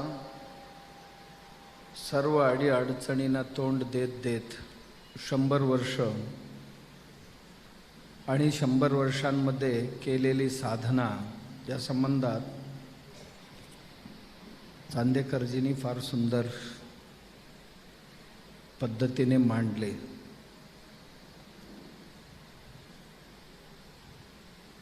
एका खोलीत 5-10 लोकांनी सुरू केलेली ही संघटना आज केवळ भारतात नाही, जिथे जिथे जगभरात हिंदू आहेत तिथपर्यंत आपली कार्यव्याप्ती पसरलेली आहे.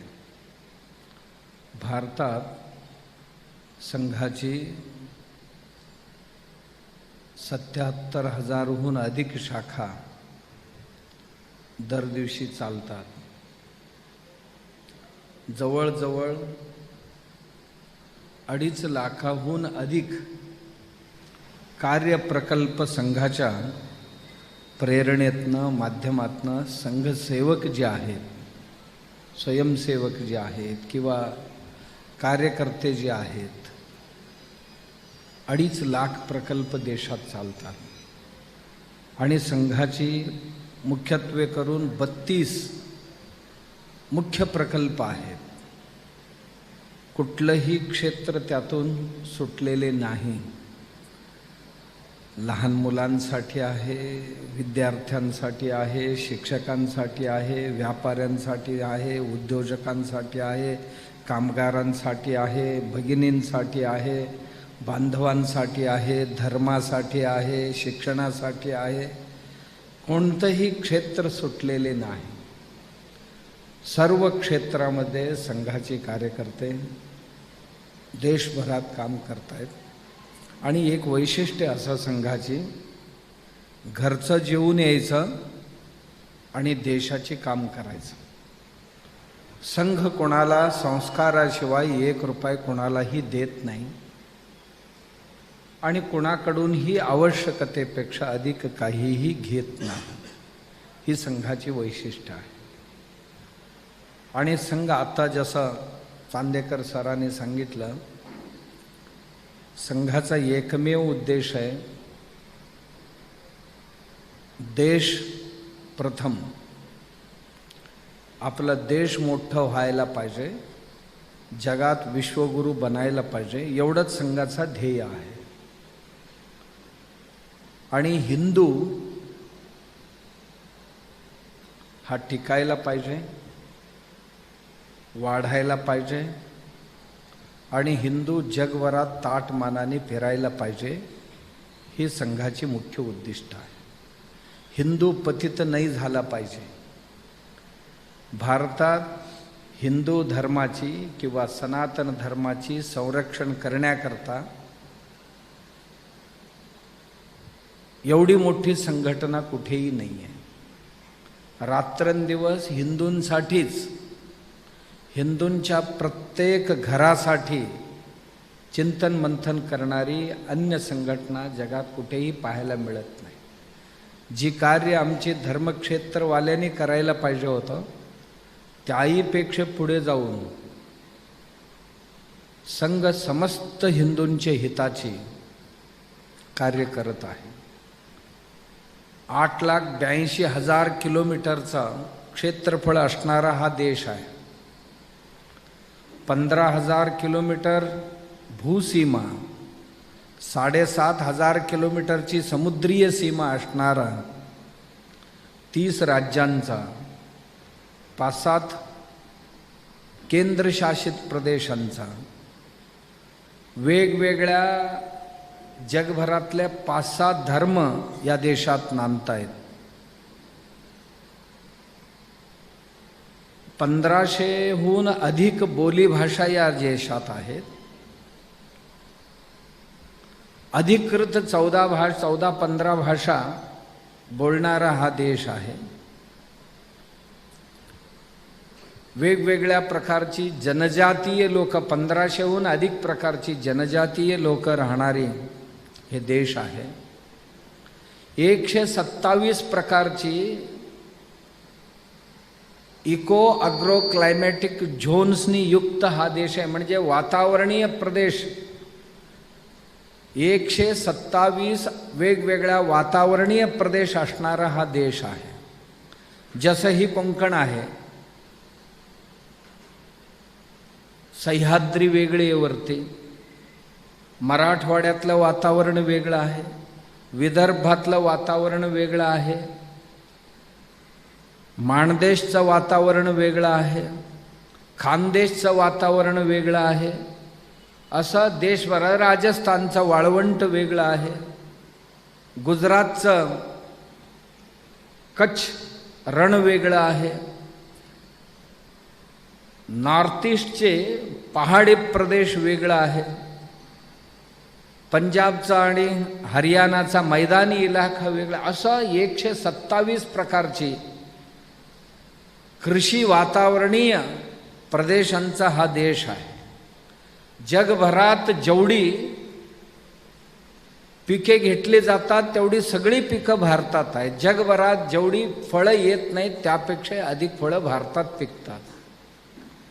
असा एक विविधतेने नटलेला हा देश आहे. आणि या देशात 144 कोटीहून अधिक लोक आमच्या देशात राहतात. जगात 1 नंबरची लोकसंख्या आपली भारतीयांची आहे. आता चीन आता 2 नंबरला गेली. फक्त जगात एकूण जगाचा जो क्षेत्रफळ आहे त्यामध्ये फक्त 2.10% जमीन आपल्याकडे आहे. एवढं असून सुद्धा आर्थिकदृष्ट्या जगात आपण आत्ता 4 नंबरला आहोत. काही वर्षांनी 2 नंबरला जाऊ, 3 नंबरला जाऊ. इथे मेहनत करणारी माणसं आहेत, विविध लोक आहेत आणि 100 कोटीहून अधिक हिंदू आहेत. देशाच्या भोवतीने खूप चांगले मित्र आहेत असं एकही नाही, सदा संघर्ष चालू आहे. एकमेव नेपाळ हिंदू राष्ट्र होता, तो संपला आणि आज आमचा छोटा भाऊ आता शत्रू झाला. आमच्यातनं बाहेर गेलेले बांगलादेश आणि पाकिस्तान हे दोघेही अत्यंत जीवलग आत्ता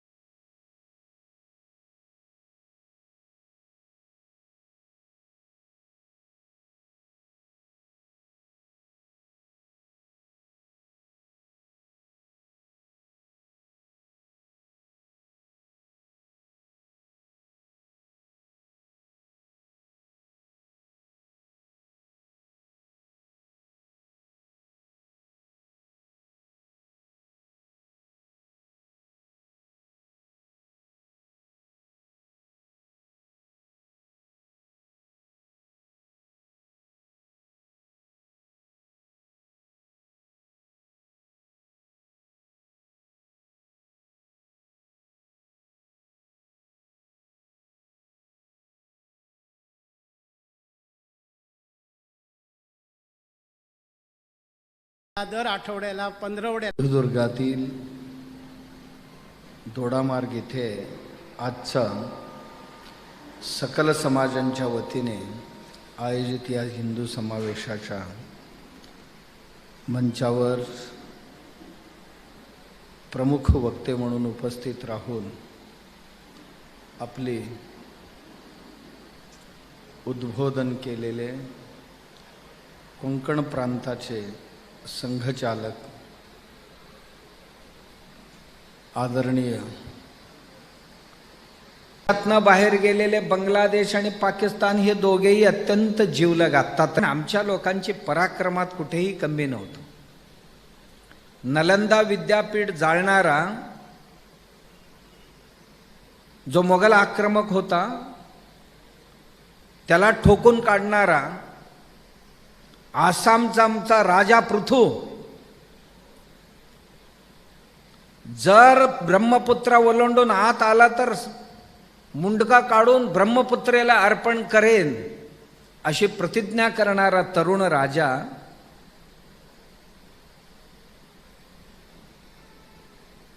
हकलून लावला त्याला. दग्धभू प्रकल्प नावाचा युद्धाचा प्रकार त्यांचा. तो ज्या रस्त्याने येतो त्या रस्त्यावरची सगळी झाडांवरची फळं तोडून टाकला, पिकं सगळी जाळून टाकला, जलस्रोतामध्ये विष घातला, म्हणजे कुठल्याही परिस्थितीत हा शत्रू आत येता कामा नये. प्यायला पाणी नाही मिळाली, वापस गेला. भक्तियार खिलजी हा आक्रमक, आणि ह्या भक्तियार खिलजीला अशा पद्धतीने पिटाळून लावला. आणि नंतर त्यांच्या भाच्याने मला काय सांगून आणला होतास आणि आता मोकळ्या हाताने नेतोस म्हणून त्या भक्तियार खिलजीला वाटेतच त्यांच्या भाच्याने मारून टाकला. आमचे पराक्रमी राजे आहेत. काश्मीरचा राजा ललितादित्य पीड इराण सुद्धा भारतात घेतला होता. चीनचा अर्धा भाग भारतात होता त्यांच्या राज्यकारभारामध्ये ललितादित्य पेडांच्या काळात. दक्षिणेत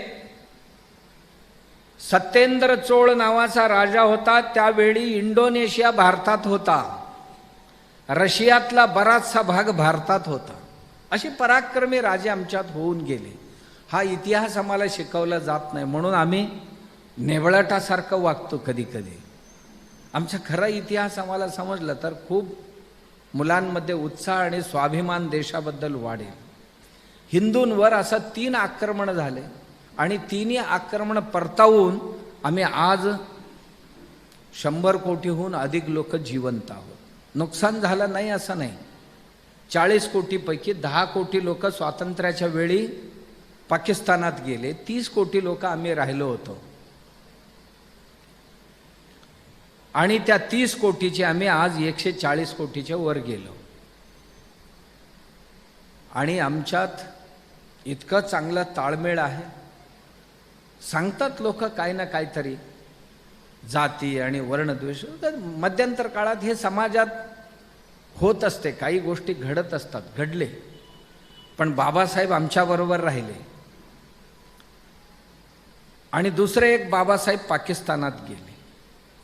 जोगेंद्रनाथ मंडल, बॅरिस्टर जोगेंद्रनाथ मंडल एक दलित नेता होते, ते पाकिस्तान बरोबर गेले. म्हणजे चिटगावचे होते, ते बांगलादेशात आहे आज त्यांचं गाव. नाही आम्ही मुसलमान आणि दलित एकत्र झालं तर जगात 1 नंबरचं साम्राज्य देऊ आपण, म्हणून तिकडे गेले जोगेंद्रनाथ मंडल. आणि बाबासाहेब जातानाच सगळ्यांना सांगत होते भारताची फाळणी व्हायला नाही पाहिजे. थॉट्स ऑन पाकिस्तान नावाचं एक पुस्तक लिहिले बाबासाहेबांनी आणि प्रत्येक भारतीयाने तो पुस्तक वाचला पाहिजे बाबासाहेबांचा, थॉट्स ऑन पाकिस्तान. बाबासाहेब लिहितात त्यात ही संस्कृती तुटली नाही पाहिजे, हा देश तुटला नाही पाहिजे. आणि जर तोडायलाच तुम्ही निघालाय तर शेवटचा मुसलमान पाकिस्तानात जायला पाहिजे, पाकिस्तानातला शेवटचा हिंदू भारतात यायला पाहिजे, तर हे 2 राष्ट्र स्वस्थ राहतील, अन्यथा हे देश स्वस्थ राहणार नाही. हे बाबासाहेबांनी स्वातंत्र्यापूर्वीच सांगितले होते, सगळ्यांना बजावून सांगितले होते बाबासाहेबांनी. बाबासाहेबांचं कोणीच ऐकले नाही त्यावेळी. आणि हे उगच नाही सांगितलेलं बाबासाहेबांनी, कारण हिंदू जेवढा सहिष्णू आहे तेवढाच असहिष्णू मुस्लिम आहे. त्यामुळे थोडं जरी इथे राहिले तर नंतर उपद्रव करतो. हे जोगेंद्रनाथ मंडल ऐकून सुद्धा न ऐकल्यासारखे वागले. आणि पाकिस्तानात गेल्यानंतर पहिलं कायदा मंत्री ते बनले, आमचे पहिले कायदे मंत्री बाबासाहेब बनले. जोगेंद्रनाथ मंडलचं काही एक ऐकले गेले नाही. आणि जोगेंद्रनाथ मंडलांची सर्व लोकांची कत्तल व्हायला सुरू झाली, तरुण मुलींवर अत्याचार सुरू झालं. आणि तेव्हा वर्षभराच्या कालावधीत जोगेंद्रनाथ मंडल तिथून बिन सांगता आपल्या लोकांसमवेत पळून कलकत्त्याच्या निर्वासितांच्या शिबिरात राहिले आणि बेवारसासारखे मेले इथे येऊन. शेवटी भारतातच येऊन मेले. भारताला शिवी देऊन गेले होते आणि भारतातच येऊन मेले, कारण कोणी जागा दिली नाही. पण बाबासाहेब इथे राहिले. बाबासाहेब जिथे जन्मले त्या मध्य प्रदेशच्या बाबासाहेबांचं घर स्मारक बनला. बाबासाहेब ज्या कोकणात शिकले तिथे स्मारक बनला. बाबासाहेब ज्या लंडनमध्ये शिकले, महाराष्ट्र सरकारने ती जागा घेऊन तिथेही स्मारक बनवलं. बाबासाहेब जिथे दीक्षा घेतले, नागपूरची दीक्षाभूमी क्षेत्र बनले. बाबासाहेबांचा जिथे अंतिमविधी करण्यात आला, चैत्यभूमी दादरला, तीही क्षेत्र बनली. बाबासाहेब जिथे जिथे पाय ठेवले ते सर्वही क्षेत्र बनवण्याचं काम हिंदूंनी केले. आणि जोगेंद्रनाथ मंडलाला पिटाळून लावण्याचं काम पाकिस्तानने केले. 2 संस्कृती, 2 जमातींमध्ये किती अंतर असतो हे आपण समजून घ्यायला पाहिजे. भारतीय प्रत्येक हिंदू सहिष्णू, हिंदू इथे सहिष्णू आहे म्हणून भारतात जात्यातीतता आहे. सेक्युलरिझम म्हणतो, जर हिंदू बाजूला गेला तर इथे सेक्युलरिझम दुसऱ्याच दिवशी संपेल.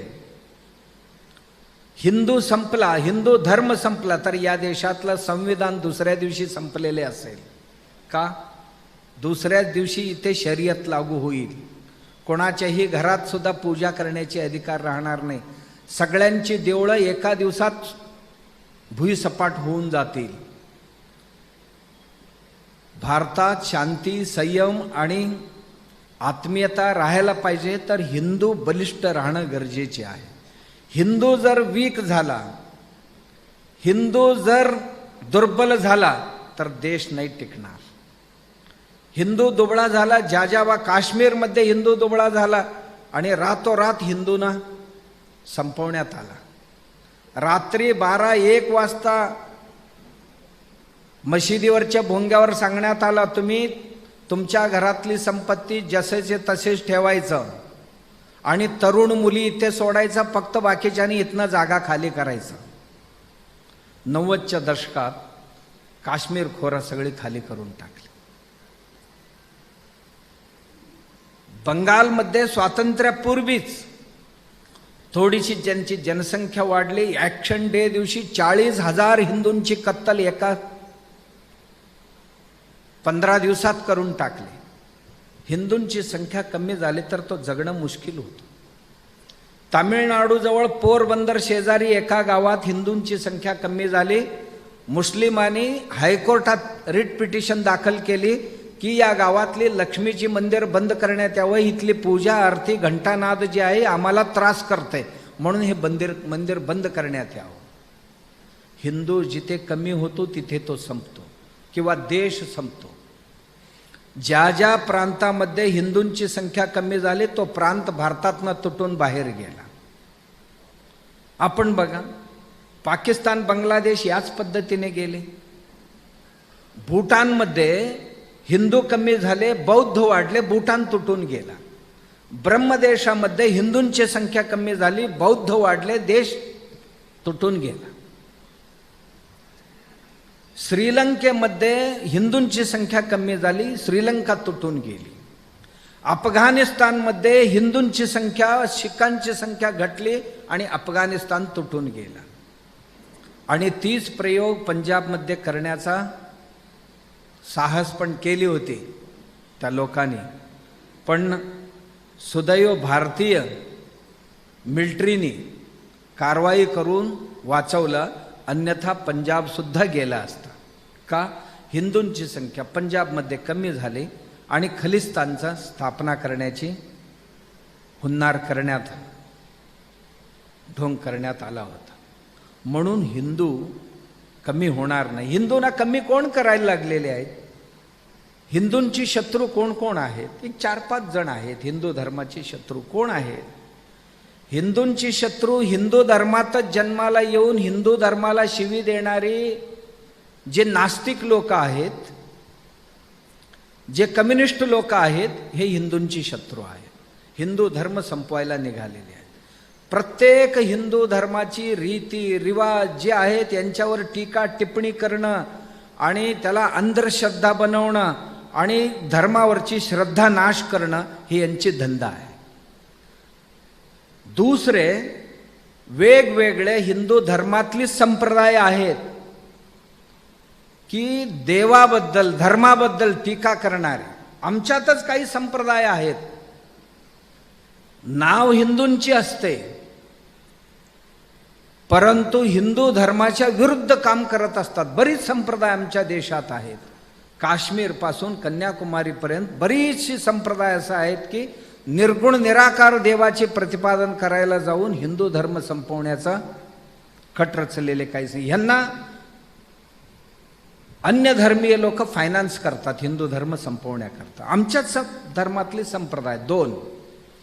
तिसरे आमची हिंदू धर्म संपवण्याकरता निघालेले कोण असतील? ख्रिश्चन्स आहेत. स्लो पॉइझनिंग, काहीतरी आमिष दाखवणं, दारू देऊन माणसांना कन्वर्ट करतात. मुलामुलींना आमिष देऊन, शिक्षणाची, आरोग्याची आमिष देऊन हिंदूंची धर्मांतरण करतात. आणि हिंदू देवदेवतांची टीका टिप्पणी करणारी छोटी छोटी पुस्तक लिहून आणि आमचा धर्म कसा छान आहे हे सांगून सुद्धा हिंदू धर्म क्षीण करतात.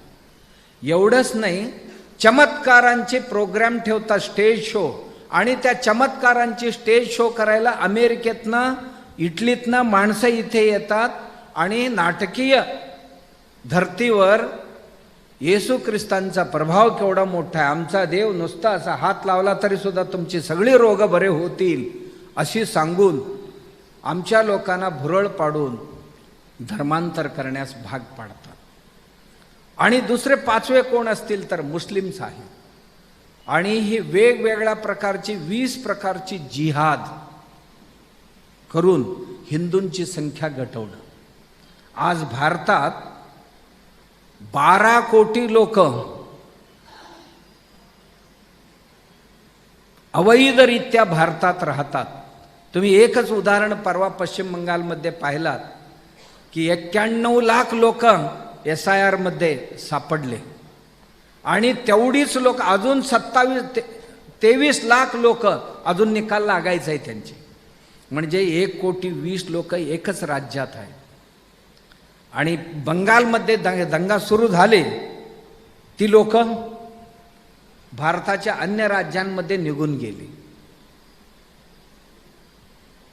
10,000 लोक सुद्धा परत गेले नाही. बाकी लोक सगळी भारताच्या वेगवेगळ्या भागात गेले. आणि आपल्याही गावच्या अवतीभोवतीने कुठे बघितलं तर ही बांगलादेशी तुम्हाला सापडते. या अवैध पद्धतीने 12 कोटी लोक या देशातल्या लोकांची हक्काचे जे काय अन्न आहे ते खातात. इथल्या लोकांचे आरोग्याचे, कारण ह्या लोकांना आधार कार्ड भेटलेले आहे, यांना सगळ्या रेशन भेटते, आरोग्याची सुविधा भेटतात, एज्युकेशन भेटते, सगळे भेटते यांना. 12 कोटी लोक अशा पद्धतीचे आपल्या भारतात राहतात. भारतीयांच्या ज्या हक्काची गोष्टी आहेत त्याच्यावर हे डल्ला मारत आहेत. आणि एवढंच नाही, ही लोक जे आलेले आहेत आणि इथली काही लोक आहेत, लव जिहाद आपल्याला माहिती आहे, दरवर्षी प्रत्येक राज्यातनं जवळजवळ 35 ते 45 हजार मुली गायब होत आहेत आणि ही पोलीस स्टेशनमध्ये अधिकृतरित्या नोंद झालेली आहे. आणि इज्जतीला घाबरून नोंद न करणाऱ्यांची संख्या खूप मोठी आहे. वर्षाला जवळजवळ 9 लाखापेक्षाही अधिक मुली गायब होतात. त्यापैकी 70% मुली ही लव जिहादला बळी पडलेली आहे. केंद्रीय इन्व्हेस्टिगेशन अथॉरिटी जी आहे, सेंट्रल CIA, त्याला ही काम सोपवले होते. खरोखरच लव जिहाद चालतोय का भारतात बघा म्हणून केरळच्या काही ख्रिश्चन मिशनरीनी हिंदूंनी मिळून सुप्रीम कोर्टात एक रिट दाखल केली होती की लव जिहादमध्ये आमचे 60,000 मुली गायब आहेत एका केरळमधनं, यांची शोध घ्यावं म्हणून. त्यावेळी NIAने ही चौकशी सुरू केली आणि त्या ज्या सूत्रापर्यंत जाऊन पोचले, काही मुलं ISISमध्ये भरती झालेली होती, काही मुली इस्लामिक स्टेटची जी सेना आहे त्याच्यात भरती झालेली होती. आणि त्यांची डेड बॉडी आले तेव्हा त्यांना कळलं की आपले मुली इतके दूरपर्यंत गेलेले आहे. आणि एक मुलगी गेली तर आई वडिलांचे काय हाल होते तुम्हाला माहिती आहे. पुण्यात घडलेली एक घटना, एकुलते एक मुलगी होती, काही महिन्यापूर्वीची घटना सांगतो मी. एकुलते एक मुलगी होती, लव जिहादमध्ये गेली. मुलीला आई हात जोडून सांगत होती, मुली एकटीच आहेस तू, असं करू नको.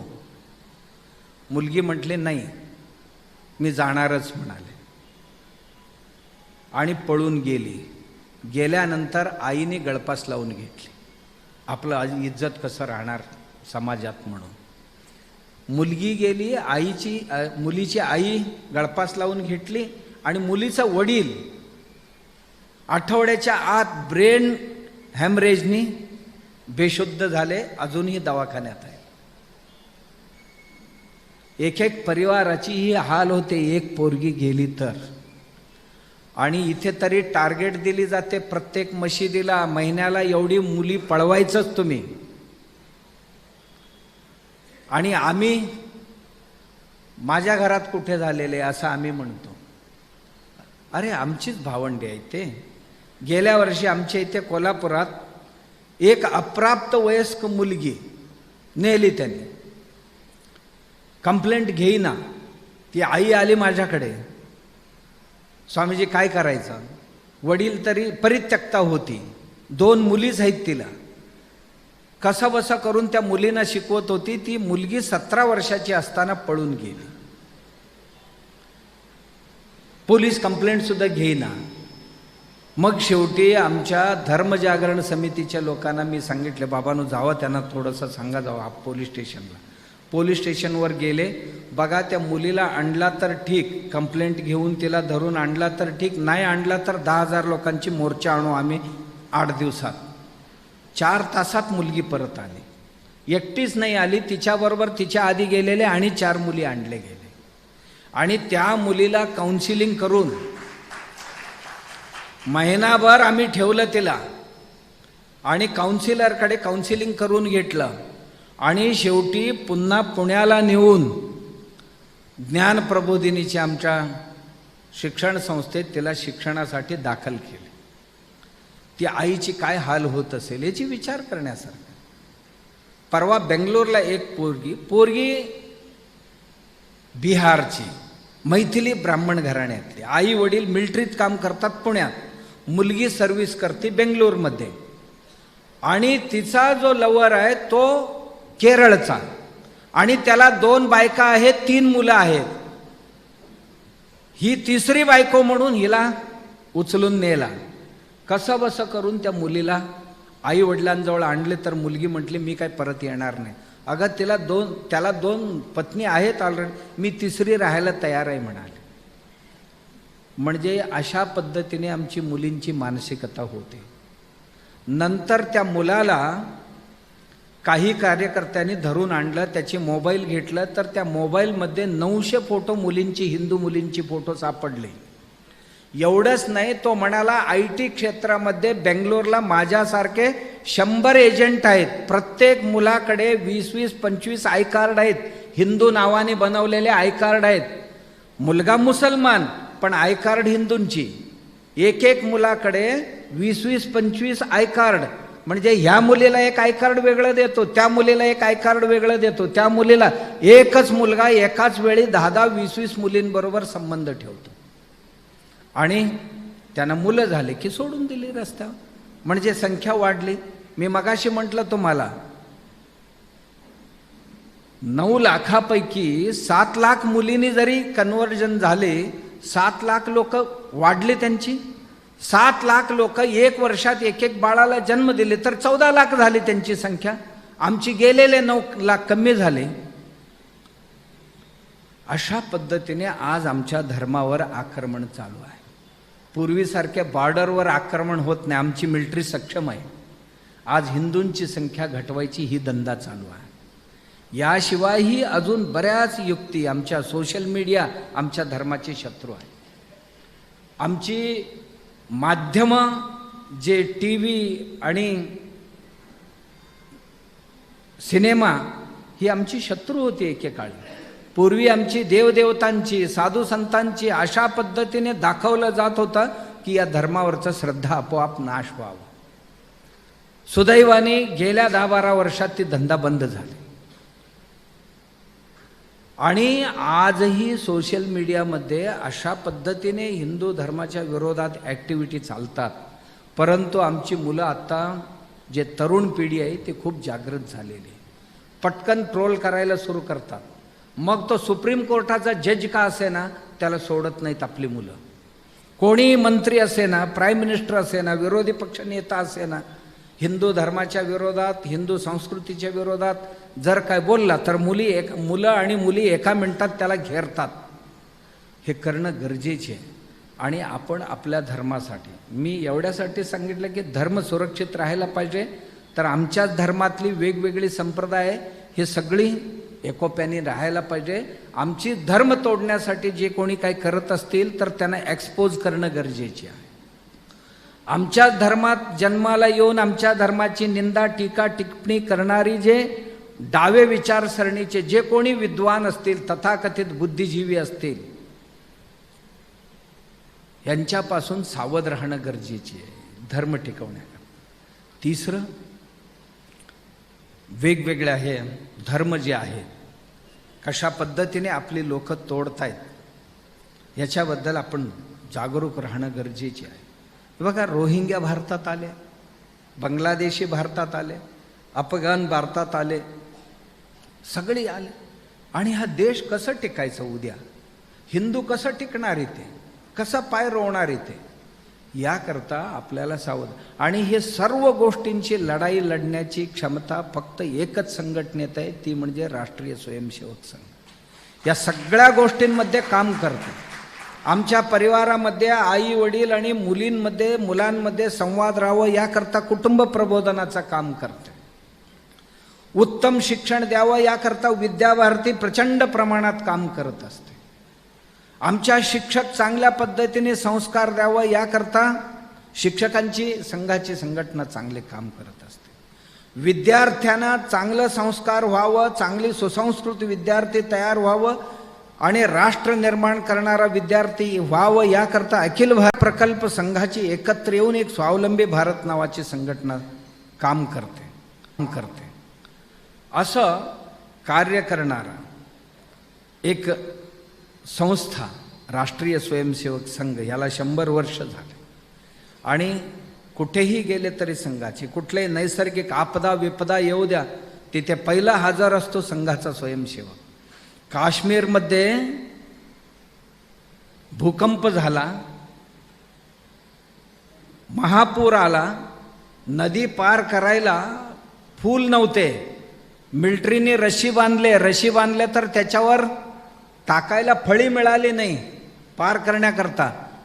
संघाची स्वयंसेवक त्या रशीवर झोपले, त्यांच्या पाठीवरनं ते मुसलमान लोक नदी पार करून आपल्या स्वस्थानी गेले. ही संघाची स्वयंसेवकांची शिस्त असते आणि ही सेवा असते, त्यांची समर्पण असते. मला काय मिळणार असं कधीही संघ शिकवत नाही. मी काय द्यायचं देशाला एवढंच शिकवत असते. असं एक प्रखर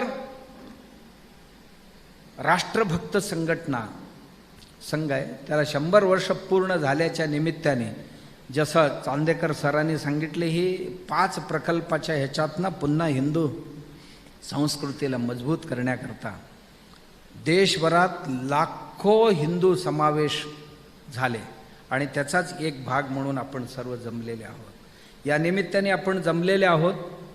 जे हिंदू चिंतन आहे, आमचं हिंदुस्थान आहे, आमचा हिंदू धर्म आहे, आमची हिंदू संस्कृती आहे.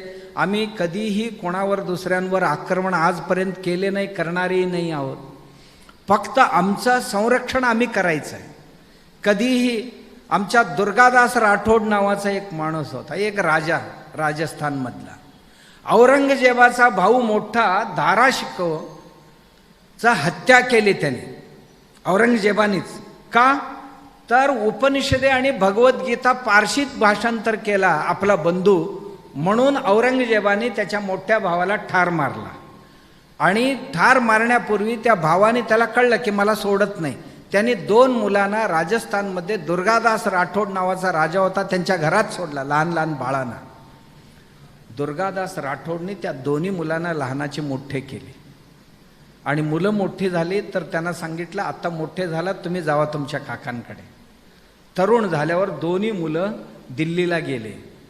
म्हणाले, चाचा आम्ही आपले मोठे बंधू धाराशिकोंची मुलं आहोत. मग कुठे होता तुम्ही? आम्ही बाबा दुर्गादासकडे होतो. कोण? राजस्थानचा राजा. हो. आणि काफिर झालात तुम्ही? ते म्हणाले, नाही आम्ही काफिर नाही झालो, आम्ही पक्का मुसलमान आहोत. म्हणाले, असं कसं? आम्हाला बाबांनी मुस्लिम धर्मगुरू आणून ठेवून सगळी कलमा आणि शरीयत पडवलेली आहे, आम्हाला हिंदू संस्कार अजिबात नाही केलेले. बाबा म्हणत होते ते दुर्गादास राठोडला. दुर्गादास राठोड 2 मुस्लिम मुलं घरात होते तर त्यांना हिंदू करण्याचा प्रयत्न अजिबात नाही केले. ही मुलं मुसलमान आहेत तर मुसलमानच राहायला पाहिजे, कारण आपण कधीही कोणावरही अन्याय करायचा नाही, ही आमच्या हिंदूंची संस्कृती पहिल्यापासून आहे. नंतर खूप मोठी कथा आहे दुर्गादास राठोडांची. त्यांना औरंगजेब बोलवला, एकदा गेला, परत आला, दुसऱ्यांदा गेला, त्यांच्यावर हल्ला करण्याचा प्रयत्न झाला. त्यावेळी त्यांचाच सरदार त्यांच्या विरोधात उलटला, जो पठाण होता. ही कथा आहे आमच्या इतिहासात. पण आम्ही हिंदू कधी कोणावरही आक्रमण केलं नाही. पण एक आपल्याला आपली रक्षण करण्याची गरज आहे. लढाई लढून नव्हे, हे सगळ्या षडयंत्र जे चालू आहेत हिंदूंना कमी करण्याची, या षडयंत्रांना तोंड द्यायचं आणि आपली रक्षण आपण करायचं. आणि प्रत्येकानं, माझी तरी विनंती आहे, आपली मुलं आजच्या या वातावरणामध्ये जर चांगलं राहावं असं वाटत असेल तर शाखेत पाठवा. शाखेत चांगलं खेळ खेळवलं जातं, चांगलं गाणं शिकवलं जातं, चांगली देशभक्तीची, देशभक्तांची प्रेरणादायी कथा ऐकवली जाते आणि मुलांना घडवलं जाते. संघात जाणारा एकही मुलगा आई वडिलांना कधीही बोज बनणार नाही आणि आई वडिलांचा कधीही तो शत्रू बनणार नाही. इतकी उत्तम संस्कार. कुठल्याही प्रकल्पात जावं, आपल्या संसार करता करता की मला महिन्यातनं एखाद्या 2 दिवस, आठवड्यातनं 2-4 तास संघ कार्यासाठी देता येईल का? आणि संघ मजबूत केला तर हिंदू धर्म मजबूत होतो. अशा पद्धतीची एक समज आमच्या लोकांमध्ये निर्माण होण्याची गरज आहे. आणि संघच हे धर्म टिकवणार आणि धर्म वाढवणार. याकरता आपण जरूर प्रयत्नशील राहूया. या सकल समाजांच्या माध्यमातून जे आयोजित केलेले हिंदू विराट सभा म्हणून आपण जे देशभरात लाखोंच्या संख्येने हिंदू विराट सभा झालेल्या आहेत, सकल हिंदू सभा झालेल्या आहेत.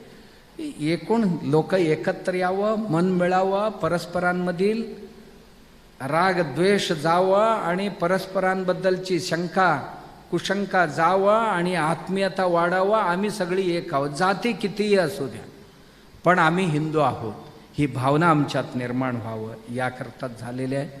आणि निश्चितच इथल्या सर्व कार्यकर्त्यांनी, मला वाटतं बरीच दिवस झाले हे सुरू होऊन, मला वाटतं हे थोडंसं लेटच झालं.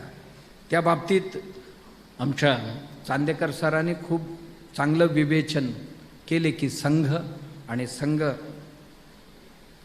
कशी तोंड देत देत आली, त्याच्यावर 3 वेळ बंदी घालण्यात आली तेही सांगितलं. गांधी हत्यानंतर एकदा, दुसऱ्यांदा आणीबाणीच्या काळात आणि तिसऱ्यांदा बाबरी मशीद पाडले तेव्हा काही नव्हता तरी होत असते. पण ह्यातनं सुद्धा संघ उभा राहिला आणि आज जगातली सर्वात मोठी संघटना म्हणून आणि हिंदूंची संरक्षक म्हणून उभी आहे. आणि या संघाच्या कार्यामध्ये आपण हातभार लावूया आणि संघ संघटना वाढवूया अशी बुद्धिशक्ती भगवंत सर्वांना देव. भगवंताचरणी प्रार्थना. नमस्कार.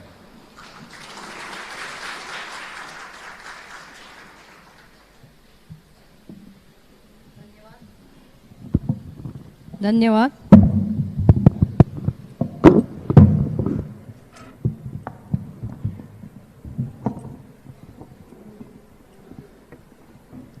धन्यवाद माननीय महाराज. भारताचे गौरवशाली ऐतिहासिक, राजकीय, भौगोलिक महत्त्व विशद करत आपला समाज आज जो लव जिहाद सारख्या आणि इतर धर्मविरोधी कारवायांच्या विळख्यात जो जखडत जात आहे, याच्यापासून मुक्त होण्यासाठी आपल्या हिंदू धर्माचं एकजुटीने राहणं, हिंदू धर्माचं अस्तित्व जोपासणं किती महत्त्वाचं आहे, असा अमूल्य विचारांचा ठेवा आज माननीय महाराजांनी आम्हाला आपल्या आशीर्वचनातून दिला. आम्हा सर्वांतर्फे मी आपणास पुनश्च आदरपूर्वक विनम्र अभिवादन करते. धन्यवाद. पुढील आभार प्रदर्शनाच्या कार्यक्रमासाठी पुढील सूत्रे मी श्री निलेशजी साळगावकर यांच्याकडे सोपवते. तसेच त्यापुढे होणाऱ्या वंदे मातरम या गीतासाठी, वंदे मातरमच्या कार्यक्रमासाठी श्रीमती विभाताई वझे मणेरीकर यांना मी मंचाजवळ उपस्थित राहण्याची विनंती करते.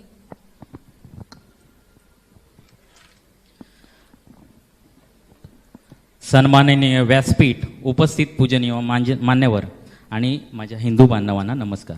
आज आपल्याला सकल हिंदू संमेलनाला लाभलेले प्रमुख अतिथी माननीय परमपूज्य श्री अदृश्य काळसिद्धेश्वर महाराज यांनी आपल्याला अमृत वचनांच्या वर्षावाने आम्हा सर्वांना तृप्त केलं.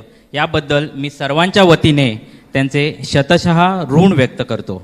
तसेच आजच्या कार्यक्रमाचे प्रमुख वक्ते म्हणून श्री चांदेकर सर, प्रांत संघचालक, कोकण प्रांत राष्ट्रीय स्वयंसेवक संघ यांनी आपल्या थोर ज्ञानामृताने आम्हा सर्वांना अमूल्य असे वैचारिक मार्गदर्शन दिल्याबद्दल मी त्यांचेही सादर आभार मानतो. पावसाळी वातावरण असतानाही आजच्या कार्यक्रमासाठी बहुसंख्येने उपस्थित राहणाऱ्या तुम्हा सर्व धर्मनिष्ठ बंधू आणि भगिनींचेही मी मनापासून आभार मानतो.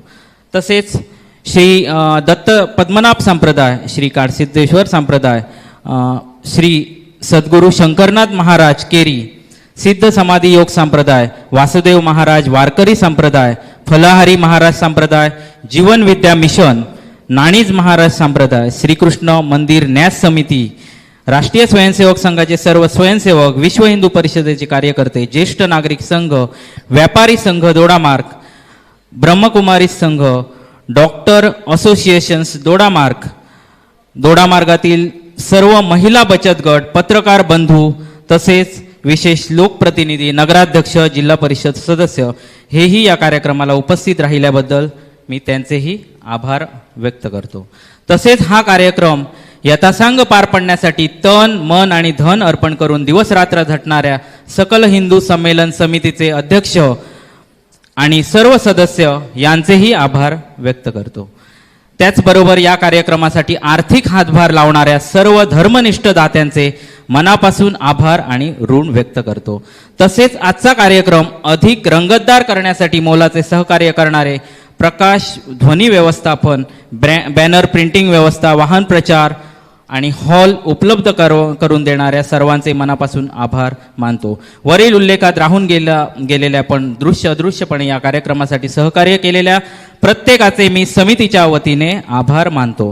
कार्यक्रमाच्या शेवटी आज इथे जमलेल्या तमाम सर्व हिंदू बांधवांना एकच प्रतिज्ञा करू इच्छितो की आपण सर्वजण जरी वेगवेगळे संप्रदाय संघटना याच्या छत्राखाली कार्यरत असलो तरी जेव्हा जेव्हा वेळ येईल तेव्हा तेव्हा आपली वैयक्तिक वलय विरघळून केवळ हिंदू म्हणून आपण सर्वजण एकजुटीने संघटित होऊ आणि विषम परिस्थितीशी लढा देऊ. भारत माता की वंदे. आर्य सनातन वैदिक हिंदू धर्म की.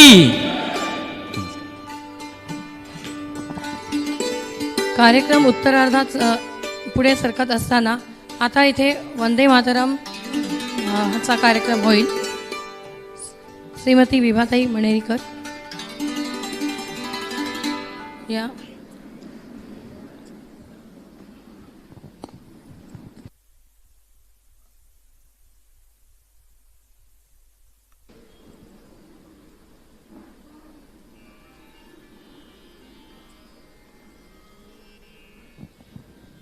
वंदे मातरम वंदे मातरम सुजलाम सुफलाम मलयज शीतलाम सस्यश्यामलां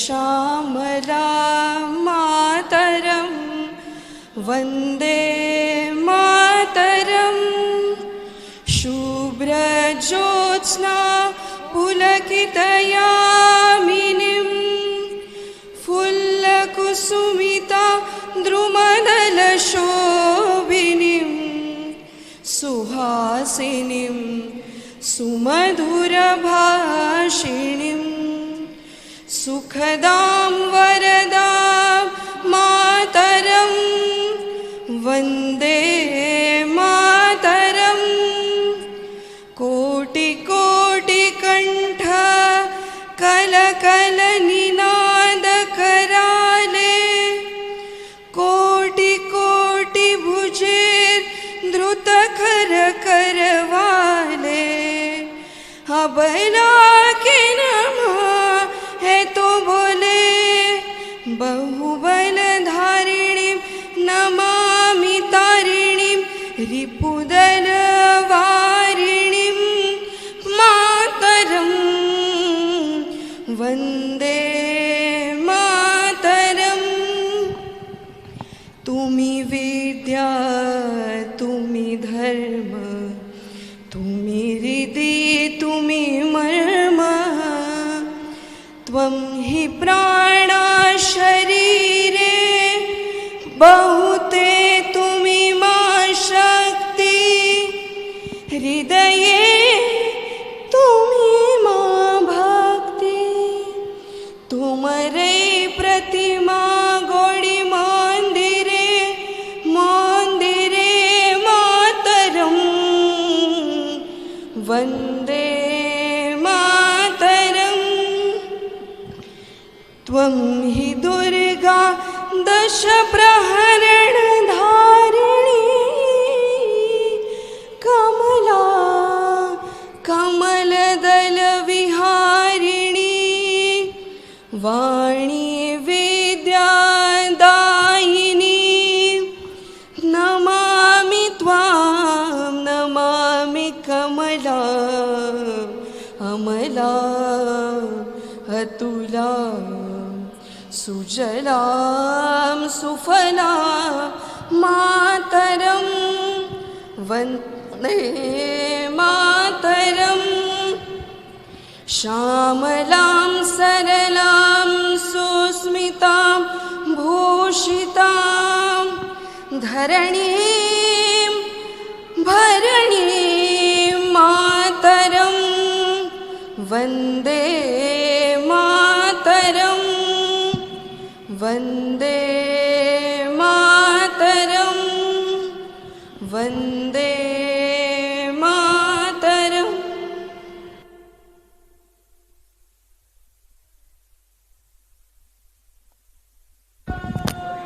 माता की जय. सच्चिदानंद भगवान की. भारत माता की. गो माता की. गंगा माता की. श्री राम जन्मभूमि की, श्री कृष्ण जन्मभूमि की, काशी विश्वनाथ की, पवन सुत हनुमान की, बोलो रे भाई सब संतन की, बोलो रे भाई सब भक्तन की, धर्म की अधर्म का, प्राणियों में विश्व का, गोवंश हत्या, धर्मांतरण, भारत हर हर महादेव। प्रवेशद्वाराजवळ अल्पोपहाराची सोय केलेली आहे. कृपया त्याचा रांगेत लाभ घ्यावा. आणि याचबरोबर या कार्यक्रमाची सांगता होत आहे मी औपचारिकरित्या संमेलन समितीतर्फे जाहीर करते. सर्वांचे पुनश्च धन्यवाद, आभार. अल्पोपहार घ्यावा, सर्वांनी अल्पोपहाराचा लाभ घ्यावा.